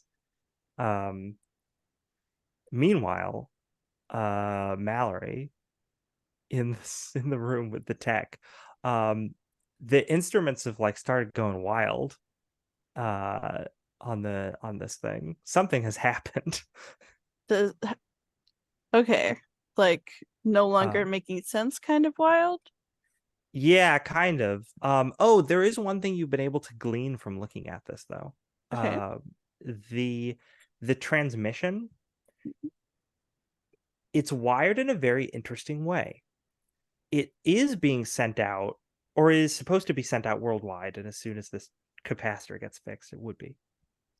Right. But right now, it's still doing what its main purpose seems to be, which is to take the like signal that these transmitters generate, bounce it off of the satellites, and then transmit it right back to a location in downtown Manhattan. Oh. Okay. Yeah. So I could probably take that one out. Yeah, I mean you could disrupt that signal. It's been going for a little while, but you could totally disrupt it if you wanted to. Okay. Yeah, I think I'll take a spin at it. Cool. I need a brains. Brains. Yeah. Brains. And depending on what you're trying to do, if you're just trying to shut it down, that's probably easier. If you're trying to like redirect it or something else, that's going to be a little harder. Like, what specifically are you looking to do? I think just turn it off. Okay. Yeah, it's like a 15. 15. I will use 1 brownie point to add to my roll. Cool. Oof. Ouch. A 9. A 9. You as hard as you try, you can't shut down the signal. It's one of those things where you're like, you find a big lever and you try to pull it, but there's like sparks of electricity and you get like thrown back. Okay. Well, are there any chairs in here? Yeah. Technology didn't work, so I'm gonna resort to my old friend violence. Violence. It's And time to destroy it. yes, I would like to hit it with a chair. Okay. You don't have to roll for that. You could just destroy them if you just keep smashing everything. Yep. Yeah, they start sparking and like blowing fuses. A little electrical fire starts. I keep going. You You gotta keep going. see it through. You're gonna lose a couple brownie points because of how horribly dangerous this is. That's So very lose, so consequence. lose, yeah, because of the electrical fire, lose 3 brownie points just for Okay. being burned a bit. But you're able to destroy all these devices and the transmission dies. Swag. You do that, and suddenly you hear some thud as if something falling from outside in the hallway. Be like, guys, is that you? You hear somebody coughing, and then the door opens, and it's that crowd of people who are trapped in the TVs. You recognize them, and they're like, "Oh, thank goodness you brought us back." Oh, I'm so glad that worked. Yeah, I knew it. you knew it. They're like, "You saved us," and they're all these news anchors are like hugging you. That's what I was doing. Like That's they'll what I never was know. They'll never know. And meanwhile, in space, our 3 other Ghostbusters are hurtling through the void, unable to be brought back, at least for now. Maurice, if you're seeing again what you saw before, which was the doorway with the arc of lightning to the pyramid, but the doorway just shatters and the arc stops. Bum bum bum. Maurice will pull out his walkie.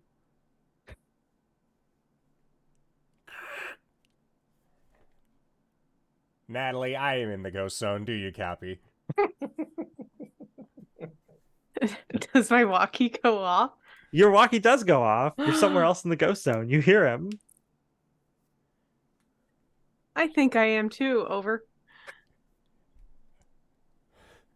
I am next to a giant golden pyramid. I thought I've been here before. Earlier today, as a matter of fact, there was a door, but the door is gone. Don't really know what's about that, but we did see Mallory. She did make it out on the other side. She was in the room with the transistors. Over. Oh, it's really good to hear. Over. You are taking this surprisingly well. Over. What am I supposed to think at this point? This is just another Tuesday. Over. You're just floating, pinwheeling through space. Yeah. Like what am I supposed to do? Head over feet. It looks like you folks are gonna have to figure out how to contact the other side. And with that, I think I'm gonna end the session. Sorry, guys. Perfect. But I saved the We're in other people. space. Look, Yeah. we got to figure our way out of this. We're going to have a great time while we do it. But I always have a great time whenever these folks are on the channel. Lex, where can we find you? What do you do? Oh gosh, you can find me on Twitter at Dank Dungeons for as long as that stays around. And I've got a link tree on there that links to all the different work that I do that you can check out, which includes such things as RPG systems, RPG supplements, soundtracks for RPG supplements, and all sorts of fun things like that. Check that out. Also, you can tune in to twitch.tv/ I think Goodman Games, or maybe Goodman Games Official. I should check. But I'm going to be on a stream tomorrow night on the official Goodman Games Twitch that may or may not be called Goodman Games Official. And It is their X Crawl classics. So it's like their version of Dungeon Crawl classics, except it's set in the present day of a fantasy world. And now dungeon crawling is like a televised sport instead of like a thing. That's super So cool. it's really love good. that. So the characters you play, you have magic and stuff, but you're also have things like modern technology, and there are roles for trying to like do crowd work. That sounds It's super fun. it's really good. I'm gonna play the athlete. Okay, it is Goodman Games Official. Is the twitch.tv/Goodman Games Official is the channel. And yeah, it's so good. So like my guy is the athlete. So I'm gonna take a name from the MST3K thing where they make a bunch of funny names for that guy, like Big McLarge Huge or Flex Manchest or something. And it's gonna be really good. And yeah, other people playing in that game are Jordan, PH is silent. Bob Worldbuilder is also going to be in that game. And the guy who writes that thing, Brendan LaSalle, is going to be game mastering it. And then a couple other people are playing who I'm not as familiar with, but seem very cool. So definitely check that out at 6 p.m. Eastern Standard Time tomorrow, which is Sunday, the 30th. Incredible. And Ted, where can we find you? What do you do? My name is Ted, and I run Nerd Immersion, so I'm all over all of the social media, but what you probably know me most from would be YouTube, where I do all sorts of different RPG-related stuff, a lot of news stuff, but also reviews, and maybe someday I'll get back to top 10s. Promise, one day. But yeah, I stream a couple nights a week. Those nights kind of bounce around and seem to be varied, whether it's real life or just my in-person friends feeling like they just, I don't know, consistency is not a thing. We were solid for 4 years straight, and then we played once every month and a half for the past 10 months, so who knows. Anyway, that's me more venting than anything else, but that's me. And Boots, where can we find you? What do you do? You can find me on Twitter at McBoots42, and currently I am doing the last 3 days of a Kickstarter for the Vineyard RPG, which you can find at Vineyard RPG. It is a supplement / adventure that uses the Kobold Press Black Flag system, and it gives you a whole bunch of super cool big villain bosses with things like dialogue, locations, letters to send out that are threatening to, families and stuff. This is a corporate greed type situation, So it's good stuff. We have 3 more days left on it, so it is the time to go check it out if you are interested in something cool and spooky and undead for your tabletop setting. And that's what I'm doing now. I posted a link to that Kickstarter in the Twitch chat as well. Thank So go you. and help support a great project. Yes. All right. And Heck, where can we find you? What do you do?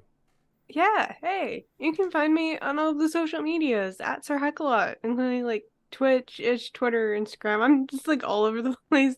Just find me. It's the best place to figure out where I'm going to be in the TTRPG space next. Let's see if I can talk. This was a wild episode, so I'm just thinking. I have a lot of thoughts. I do tend to wander a whole lot through the space, but most notably next week you can find me over on Neon Lights Roleplay on Monday with the next episode of Oathsworn Odyssey of the Dragon Lords. We just had a lot of heavy emotions last episode, and hopefully we'll have time to process them. Please let these poor adventurers just talk about their feelings, please. And on Tuesday is the for real Twitch premiere of the Old Margrave. It's an Into the Woods style campaign. It's 5e, and it's going to be really fun. We have a good player chemistry and like table chemistry so far, and I'm very excited for everyone to see it. Lastly, next week on Thursday, you can catch me over on Dat Magic Juice's channel, playing in All Hail the Queen, a Tyranny of Dragons campaign. But that's it for now. And if you've made it this far, you probably already know who I am. But if you don't, hey, Acorns, what's up? It's me, your buddy, your pal, your friend, the Indoor Adventurer, the showrunner here at twitch.tv/Indoor Adventures. We do shows like this on Mondays. I swear we do. I know that it's been like once a month that we play. But hey, it's coming. And on Saturdays at 5:30 p.m. Pacific Standard Time. Except we won't next week because we're down a player. So, you know, come back. I'll post and you'll know. Either join us on the Discord, we'll talk about it more, or you can follow me on Twitter while that's still a thing at Indoor. What the fuck? Don't worry. I've signed up for the beta for Blue Sky, which is supposed to just be Twitter made by the guy who did Twitter, just rebranding old Twitter, and that's literally all that anybody wanted at this point in time. So hey, maybe you'll find me there. But that being said, we are going to be going into our Patreon supported after show called Nights in the Courtyard.